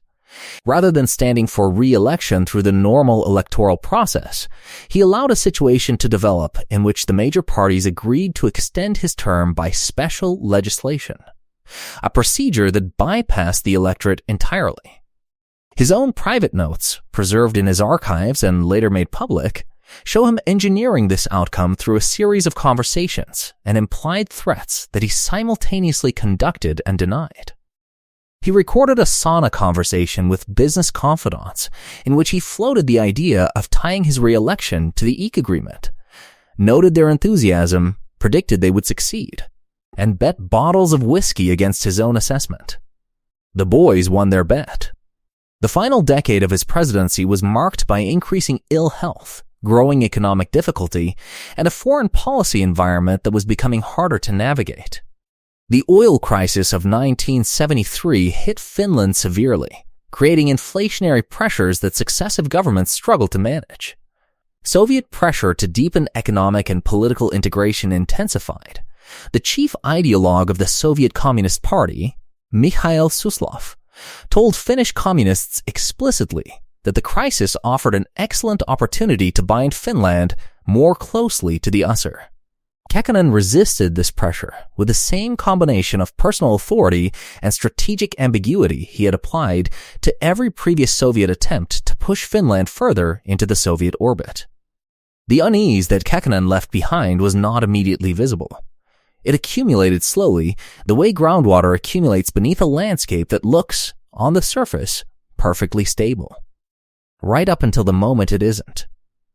But before Finland turned inward to examine what the Kekkonen years had actually cost, the world had one more role for it to play. And it was, by any measure, the most consequential international role Finland had ever been given. Helsinki in the summer of 1975 was the diplomatic center of the world. 35 nations, every state in Europe except Albania, plus the United States and Canada, had gathered to sign the final act of the Conference on Security and Cooperation in Europe. The negotiations that produced it had taken 3 years. The document ran to 40,000 words. It covered European security arrangements, economic and scientific cooperation, and, in what became known as the Third Basket, a set of commitments on human rights and fundamental freedoms that nobody at the time fully understood, would become the most consequential section of the entire agreement. The Soviet Union had wanted this conference for years. Understanding why requires a brief step back into the logic of Soviet foreign policy in the early 1970s. The post-war European order, with its divided Germany, its buffer states in Eastern Europe, and its recognition of Soviet territorial gains from the Second World War, had never been formally ratified by any pan-European agreement. Western powers had withheld that ratification deliberately, refusing to grant permanent legitimacy to borders drawn by Soviet military power. The Helsinki Conference, from the Soviet perspective, was the vehicle for finally securing that legitimization, a formal acknowledgement signed by every Western democracy that the map of Europe as it existed in 1975 was the map of Europe as it would remain. Brezhnev flew to Helsinki personally to sign. He was, by all accounts, in high spirits. What neither he nor his advisors adequately anticipated was the third basket. The human rights provisions of the Helsinki Accords were not, in themselves, legally binding instruments. They were political commitments, statements of intent rather than enforceable obligations. The Soviet negotiators had accepted them on the calculation that they were sufficiently vague to be manageable, and that the legitimization of Soviet territorial control in the security basket more than compensated for whatever inconvenience the human rights language might occasionally cause. They were catastrophically wrong about this. Within months of the accords being signed, dissident groups across the Soviet bloc began forming Helsinki monitoring committees, organizations whose explicit purpose was to document Soviet and Eastern European violations of the human rights commitments their governments had publicly accepted. In Moscow, Yuri Orlov founded the Moscow-Helsinki Group in 1976. Similar groups appeared in Ukraine, Lithuania, Czechoslovakia, and Poland. These groups operated under an entirely new kind of protection, not the protection of Soviet law, which was hostile to them, but the protection of an international agreement that their own governments had signed and that the Western signatories were politically committed to upholding. The Soviet authorities arrested the Helsinki monitors, imprisoned them, exiled them to Siberia. Orlov himself was sentenced to 7 years in a labor camp. But the framework the Accords had created could not be uncreated. Every arrest of a Helsinki monitor became an international incident. Every documented violation of the third basket became evidence in a continuing argument about Soviet legitimacy that the Soviet Union had, by signing the Accords, implicitly agreed to have. Finland, as the host nation, occupied a peculiar position in all of this. The Helsinki Accords were, in a meaningful sense, Kekkonen's achievement. The product of a decade of Finnish advocacy for a pan-European security conference as a vehicle for reducing Cold War tension and demonstrating Finland's value as a neutral facilitator of East-West dialogue. Finnish diplomats had worked for years to make Helsinki the venue.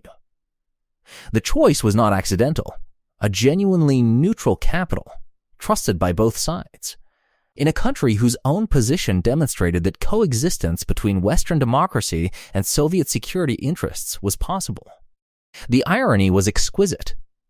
The country that had spent 30 years carefully managing its relationship with the Soviet Union in order to preserve its own freedom had, by hosting the conference that legitimized Soviet territorial control, inadvertently provided the legal tools that would eventually contribute to the Soviet system's collapse. Kekkonen had wanted the conference to consolidate stability. What it actually did, in the long run, was the opposite. Back in Finland, the domestic consequences of the Kekkonen era were being processed with the particular difficulty of a society that had benefited from something it was not entirely comfortable acknowledging. The economic transformation of the 1960s and 70s had been dramatic. Finland in 1950 was still predominantly agricultural, a country where a substantial portion of the population earned its living from farming, forestry, and the industries immediately connected to them. Finland in 1980 was an industrialized, urbanized welfare state with literacy rates, life expectancy figures, and per capita income levels that placed it firmly among the prosperous democracies of Northern Europe.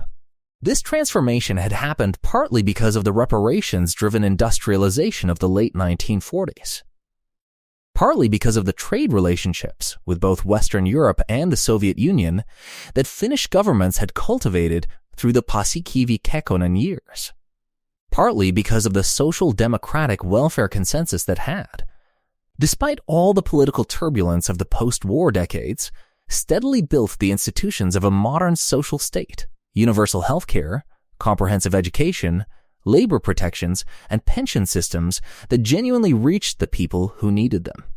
The bilateral clearing trade with the Soviet Union, a cumbersome system in which Finnish exports to the Soviet market were balanced against Soviet energy imports through a government-managed accounting mechanism rather than normal market transactions, had sustained Finnish industries, particularly the labor-intensive consumer goods manufacturers who supplied Soviet markets with footwear, clothing, and household goods. It was an arrangement that looked, from the outside, like an unhealthy dependence. From the inside, it felt like a remarkably stable source of demand during periods when Western markets were volatile. When the Soviet Union dissolved in December 1991, it did not merely end the Cold War. For Finland specifically, it removed the entire structural framework within which Finnish political life had been conducted for 45 years. The Sima Treaty became a document without a signatory. The bilateral clearing trade that had sustained whole sectors of Finnish industry vanished with a speed that left no time for orderly adjustment. And the careful, decades-long performance of neutrality, the studied ambiguity, the diplomatic tightrope, the permanent awareness of Moscow's sensitivities, lost, almost overnight, the audience it had been performed for. What came next was brutal. Finnish exports to the former Soviet market collapsed by roughly 80% within 2 years. Firms that had spent decades supplying a captive Soviet market, insulated from Western competition by the clearing trade's artificial stability, discovered they had no competitive muscle for open markets. The banking sector, recklessly deregulated in the late 1980s in a wave of financial liberalization that released decades of suppressed credit demand, had lent aggressively into a property and investment bubble. That bubble burst simultaneously with the Soviet trade collapse, creating a compound crisis of a ferocity that Finland had not experienced since the Civil War. By 1993, unemployment had reached nearly 20%. The GDP contraction across 3 years was among the deepest experienced by any developed economy in the post-war era. It was, in a grim and paradoxical way, a kind of liberation. The economic crisis stripped away the comfortable assumptions of the Kekkonen decades and forced Finland to confront questions that prosperity and geopolitical necessity had allowed it to defer. What kind of country did it actually want to be? Where did it genuinely belong in the post-Cold War European order? The answer that emerged from the political debates of the early 1990s was one that would have been unthinkable even 5 years earlier. Finland applied for membership of the European Union in March 1992. The application was not merely an economic calculation, though the economic logic was compelling enough: access to the single market, the institutional anchor of European integration, the credibility that came with full membership rather than the associate relationship Finland had maintained through its free trade agreement. It was a geopolitical statement of the most fundamental kind. Finland was declaring, formally and publicly, that it belonged to the West. Not the ambiguous, carefully hedged West of the Paasikivi-Kekkonen line, a West that Finland acknowledged from a safe diplomatic distance while maintaining elaborate neutrality, but the institutional West. The West of shared laws and common institutions and collective decision-making. The referendum held in October 1994 produced a clear majority in favor, 57% for membership, 43% against. Finland joined the European Union on the 1st of January 1995, alongside Sweden and Austria. The 3 new members shared in different ways histories of Cold War neutrality that EU membership was now formally superseding. The intellectual reckoning that accompanied this transformation was, in some quarters, agonizing.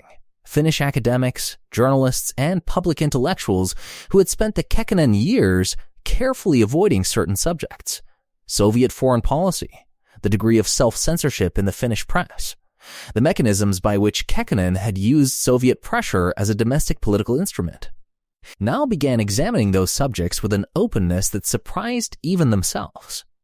The debate was described by one participant as a public act of penance, an attempt to seek absolution before taking a seat at the European table. Others found the self-flagellation excessive, arguing that Finland had preserved its democracy and its independence in conditions of genuine existential threat, and that the compromises made along the way should be judged against the alternatives rather than against an ideal of absolute principle that no small country on a superpower's border had ever been able to maintain. Both arguments contained truth. Neither was entirely satisfying. What the debate revealed, more than any specific conclusion it reached, was something important about the Finnish national character that had been visible in every chapter of the story from the beginning. A capacity for unflinching self-examination that coexisted, sometimes uncomfortably, with an equally powerful instinct for collective solidarity. The same culture that had produced extraordinary resistance to Russification, remarkable unity during the Winter War, and the patient institutional discipline of the Paasikivi years was now applying those same qualities to the task of understanding its own recent past. It was not a comfortable process. It was a necessary one. Economically, the recovery from the early 1990s depression was faster and more complete than most observers had predicted. The Nokia Corporation, a Finnish company that had begun its existence in the 1860s as a wood pulp mill on the banks of the Nokianverta River, had diversified through rubber products and cables, and had stumbled into mobile telecommunications almost accidentally in the 1980s. Became, in the 1990s, one of the most valuable companies in the world. At its peak in the early years of the new century, Nokia accounted for roughly 4% of Finnish GDP and over 20% of Finnish exports. The country that had been defined for millennia by its forests and for 40 years by its delicate geopolitical balancing act was now, improbably, a global leader in the technology that was beginning to reshape human communication. The Nokia story was not simply a corporate success. It was a cultural statement. Evidence that the educational investment Finland had made through the post-war decades, the engineering culture developed partly through the reparations-driven industrialization of the late 1940s, and the institutional trust that Finnish society had built across centuries of cooperative necessity could produce world-class innovation when the conditions allowed it. Education had always been central to Finnish identity in ways that went beyond the purely instrumental. Mikael Agricola had created a written Finnish language in the 16th century because he believed ordinary people deserved access to scripture in their own tongue. The Lutheran clergy had built a parish-based literacy network across the country over the following centuries that made Finland one of the most literate societies in Europe long before formal state schooling existed. The university in Turku had shaped the intellectual and administrative elite of the Swedish and Russian periods. The comprehensive school reform of the 1970s, which abolished the tract system that had separated academic and vocational students at an early age and replaced it with a unified curriculum delivered to all children regardless of background, was the latest expression of a belief embedded deep in Finnish culture. That the development of every individual's capacity was both a moral obligation and a practical necessity for a small country with limited natural resources beyond the intelligence and resilience of its people. Knowing where the journey had been going did not make it easier to account for everything that had happened along the way. And in the years following EU membership, Finland embarked on a process of historical reckoning that was, by the standards of most nations, unusually honest, and by the standards of absolute honesty, still incomplete. The Civil War of 1918 was the wound that everything else had formed around. For decades, the dominant public narrative in Finland had been the white narrative. The story of a legitimate government defending the young republic against a Red insurrection backed by Bolshevik Russia. The Reds had been the losers, the traitors, the agents of foreign ideology who had threatened to extinguish Finnish independence at the moment of its birth. The prison camp deaths of somewhere between 11,000 and 13,000 people in the summer of 1918 had been acknowledged in official records, but rarely confronted in public culture with the directness the scale of the event demanded. The families of those who died in the camps carried their grief privately, in communities that understood what was permissible to say and what was not. The slow rehabilitation of the Red memory began in the 1960s and accelerated through the following decades, driven partly by the leftward shift in Finnish intellectual culture during the Kekkonen years, and partly by the simple biological fact that the generation with the most personal stake in maintaining the white narrative was dying. Vinlina's novel Tiel Pojatten alla, Under the North Star, published in 3 volumes between 1959 and 1962, had done more than any political speech or academic paper to humanize the Red experience, presenting the Civil War from the perspective of an ordinary Finnish farming family, caught in forces larger than any individual could control or comprehend. The novel became one of the most widely read works in Finnish literary history. What the rehabilitation of Red memory revealed over time was not that the Whites had been villains and the Reds heroes. The historical reality was considerably more complicated than any reversal of the original moral framework could accommodate.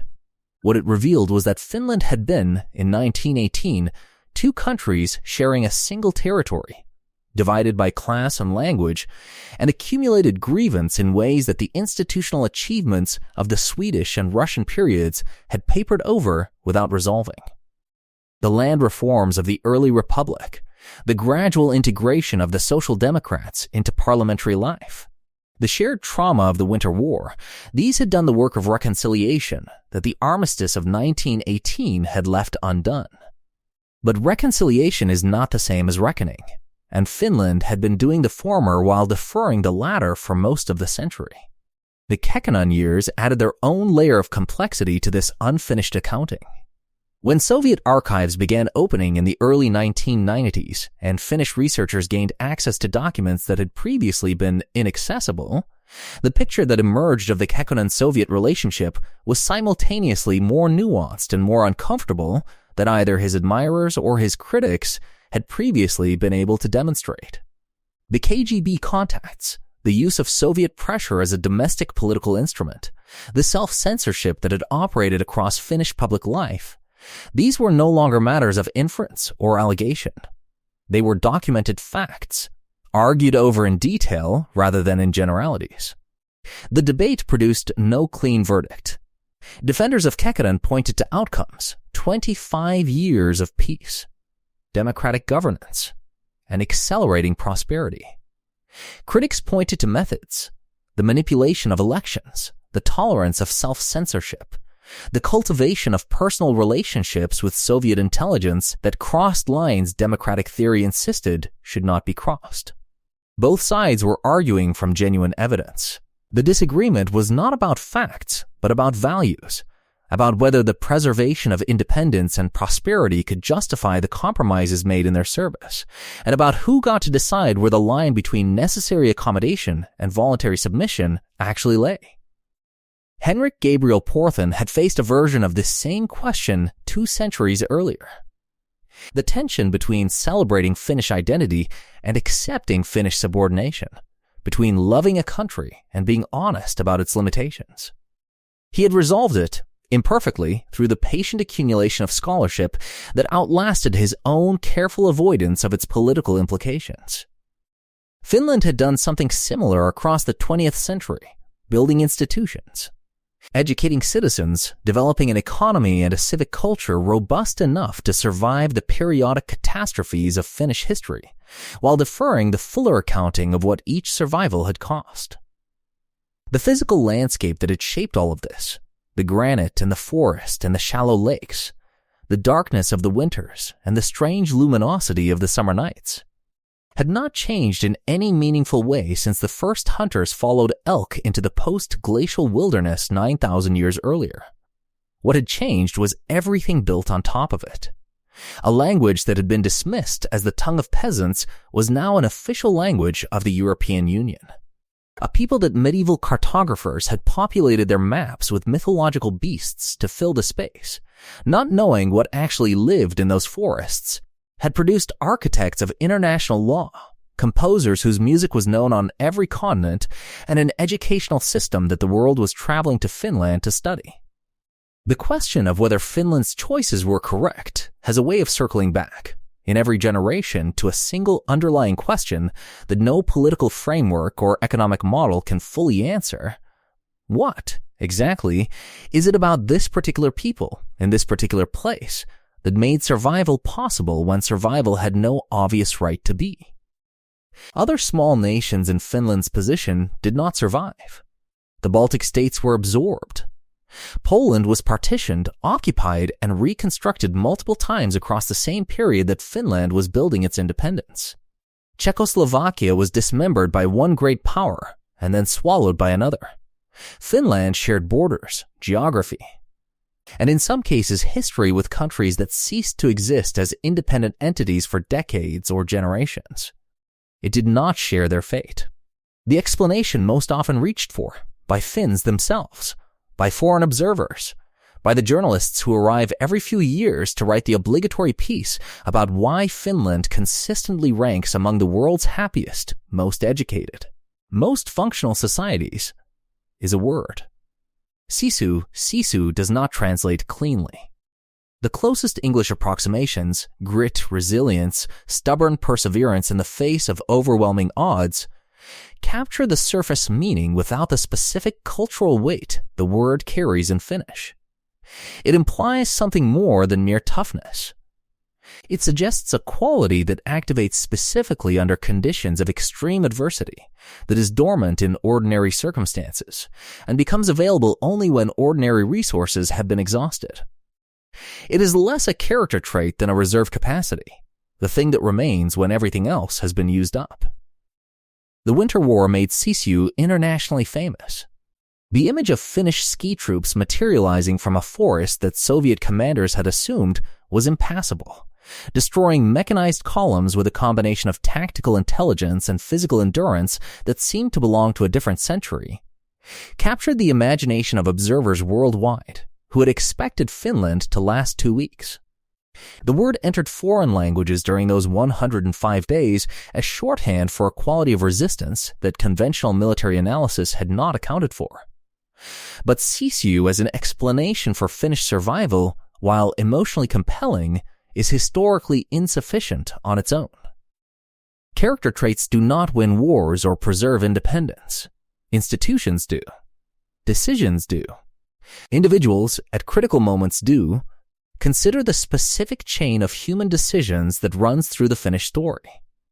Mikael Agricola decides in the 1540s that Finnish-speaking people deserve scripture in their own language. The decision is theological, not political, but its consequence, a written Finnish language, provides the foundation on which Porthan and his circle will build a national identity 3 centuries later. Henrik Gabriel Porthan decides to spend his career documenting Finnish folk culture at a moment when doing so carries no political reward and considerable social risk.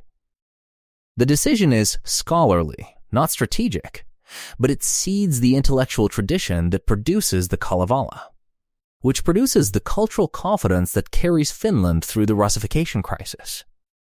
Elias Lönnrot decides to walk into the forests of Karelia rather than build a comfortable medical practice in a Finnish city. The decision is personal, possibly eccentric, but its product reshapes what Finland believes itself to be. Johan Vilhelm Snellman decides to demand the impossible official status for a language that the entire administrative class of the country uses only in private, if at all. He is called a communist and a pagan by the authorities he is trying to persuade. He persists anyway. The decision costs him a university chair and nearly ends his public career. But it produces the imperial decree of 1863 that establishes Finnish as an official language, without which the cultural infrastructure of Finnish national consciousness would have remained permanently subordinate.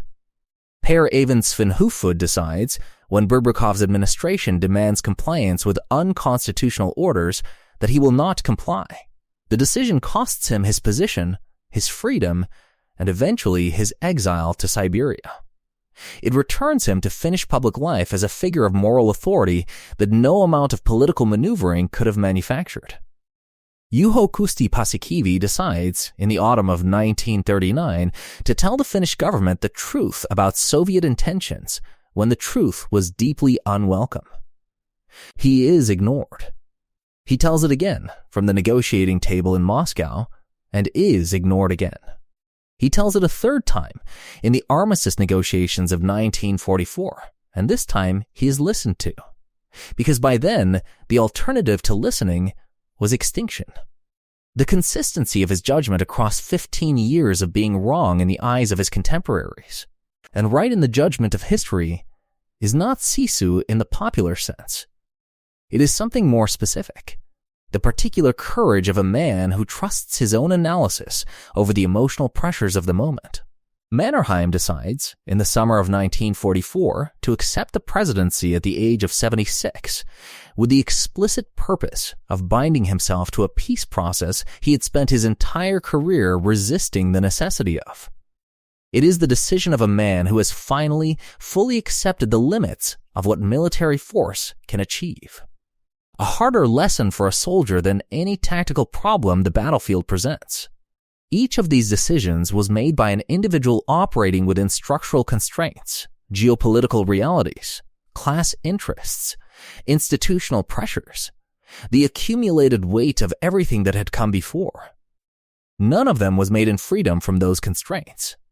All of them bent those constraints, slightly or significantly, in directions that accumulated over time into something that looks, from a sufficient distance, like destiny, but was, up close, always a choice. The land itself contributed something real. 9,000 years of wresting a livelihood from a landscape that offered almost nothing for free does leave a mark. On the collective habits of a people, on the institutional arrangements they develop to manage scarcity and interdependence, on the cultural values they elevate, because those values have survival utility in their specific environment. Frugality, endurance, collective responsibility, a deep suspicion of grandiosity and self-promotion, these are not accidental features of Finnish culture. They were selected for, across millennia, by conditions that punished their opposites. Drive an hour in almost any direction from Helsinki, and the city dissolves behind you. The glass towers, the harbor, the tram lines, the coffee shops, full of people staring at laptops. And what replaces it is the same landscape that replaced every human settlement for the entirety of Finnish history. Pine and spruce, granite pushing through thin soil, the silver flash of a lake through the trees, the silence that is not quite silence, wind in the canopy, water somewhere. The particular acoustic quality of a forested country that absorbs sound the way it absorbs everything else, completely, without comment. It would be easy, standing in that forest, to feel the weight of everything that happened in it and around it across 9,000 years. Easy and somewhat misleading, because the lesson Finland's history actually teaches is not about the weight of the past. It is about the specific moments when specific individuals refuse to be crushed by it. We began in a cathedral in Porvoo on the 29th of March 1809, with a question, do you believe him? The men who swore the oath to Alexander I that day were not naive. They were not defeated people accepting the terms of humiliation. They were the heirs of 6 centuries of institutional building under Swedish rule, possessed of a clear understanding of what they had and what they stood to lose, making a calculated decision to trust a promise because the alternative, resistance without the military capacity to sustain it, offered nothing. That calculation proved correct, not because Alexander I was uniquely trustworthy. He was a czar, and czars were as reliable as their interests required them to be. But because the men in that room had built institutions robust enough to hold a promise in place, even when the goodwill behind it varied. The Senate that outmaneuvered a succession of governors general. The university that kept producing the scholars and administrators who kept the machinery running. The legal culture that gave Svinhufvud his platform, and Paasikivi his framework, and the Helsinki monitors their instrument. Institutions outlast the individuals who build them, and Finland's institutions, assembled across the Swedish centuries and defended through the Russian decades and tested almost to destruction in the wars of the 20th century, proved more durable than anyone who designed them could have predicted. The individual leaders mattered too, enormously, irreplaceably, in the specific ways this story has tried to show. Agricola gave the language its written form. Without that, no Kalevala.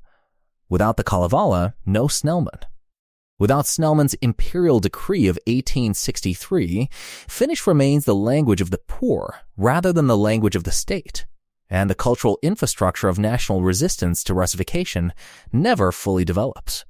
Porthan's quiet, meticulous scholarship gave a generation of Finnish nationalists the intellectual foundation they needed to argue that Finland was not merely a Swedish province, but a distinct civilization with a distinct past. Lönnrot's obsessive field collecting turned that argument from an academic proposition into a cultural experience that ordinary Finns could feel.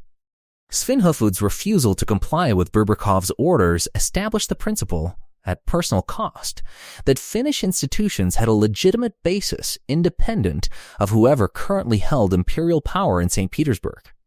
Mannerheim's military competence in the Winter War, whatever else one thinks of him, and there is much else to think, prevented the military collapse that would have ended the negotiating space within which survival remained possible. Paasikivi's analytical clarity, maintained across decades of being dismissed and overruled, provided the conceptual framework within which Finland finally, at the armistice table in 1944, found a path that led somewhere other than oblivion. Kekkonen is the hardest case, and his hardness is instructive. He was the most effective Finnish leader of the 20th century by most practical measures, and the most compromised by most principled ones. He bent democratic norms that his predecessors had died to establish. He used Soviet pressure as a domestic political instrument in ways that contaminated the independence he was ostensibly protecting. And he kept Finland free, prosperous, and at peace for 25 years in conditions that had swallowed larger and better armed countries whole. The discomfort his legacy produces is not a flaw in our analysis. It is the correct response to a genuinely difficult moral reality. The reality that survival, in the conditions Finland faced, sometimes required people who were willing to pay prices that democratic theory insists should not be payable. What redeems the story, what lifts it above the purely instrumental narrative of a small country doing whatever it takes, is the consistent thread of genuine principle running through it alongside the pragmatism. Agricola was not writing the New Testament in Finnish as a political stratagem. He believed ordinary people deserved access to sacred text in their own language. Porthan was not building Finnish cultural identity as a long-term independence project. He believed Finnish culture had intrinsic worth that scholarly neglect had unjustly obscured. The 500,000 Finns who signed the petition against the February Manifesto were not executing a calculated political maneuver. They were expressing, with a particular Finnish combination of collective discipline and individual conviction, that a line had been crossed that they were not willing to accept. The happiest country in the world, as international surveys have consistently described Finland in recent years, did not become happy accidentally. It became happy through the patient construction, across centuries, of institutions that distributed opportunity broadly enough that the majority of people had a genuine stake in the system's success. Through land reforms that gave farmers ownership of the soil they worked. Through educational investment that made intellectual development available to farmers' sons as well as to the children of the noble families who had once monopolized access to the university in Turku. Through a welfare state built on the conviction, rooted perhaps in those ancient traditions of collective necessity in the Armagh, that the community's obligation to its members did not end at the point of individual misfortune. None of this was inevitable. The Civil War could have produced a permanent division of Finnish society into irreconcilable camps. The Winter War could have ended in military collapse rather than a negotiated peace that preserved independence. The Continuation War could have ended in Soviet occupation rather than an armistice. The Kekkonen years could have ended in the kind of slow democratic erosion that produces authoritarianism without anyone quite deciding to build it. The Soviet collapse could have produced economic catastrophe rather than painful but ultimately successful restructuring. At each of these junctures, decisions made by identifiable individuals, operating within structural constraints they had not chosen, produced outcomes that were not predetermined. History is not a force that moves in one direction regardless of what people do. It is, as Finland's story demonstrates more clearly than most, the accumulated consequence of choices made by people who were, like all people, in all times, uncertain, fallible, and operating with far less information than they needed. The men who filed into Porvoo Cathedral on the 29th of March 1809 did not know whether Alexander I's promise would hold. They did not know whether the institutions they were bringing with them into the Russian imperial framework would prove robust enough to survive a century of pressure. They did not know that the language their peasants spoke would one day be taught in universities across the world, that the folk poems preserved in the memories of old Karelian singers would inspire a national mythology, that the country they were preserving through a calculated act of submission would one day be considered, by most measures available to human judgment, among the best places on earth to be born. They swore the oath anyway.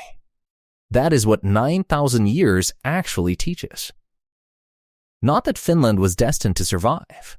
Not that Sisu is a magical property that guaranteed the outcome, but that survival, in the conditions Finland faced, was the product of specific human choices made with incomplete knowledge and genuine courage, and that the accumulation of those choices, generation after generation, in a land that offered almost nothing for free, built something that has no right to exist, and exists anyway. Standing in that forest.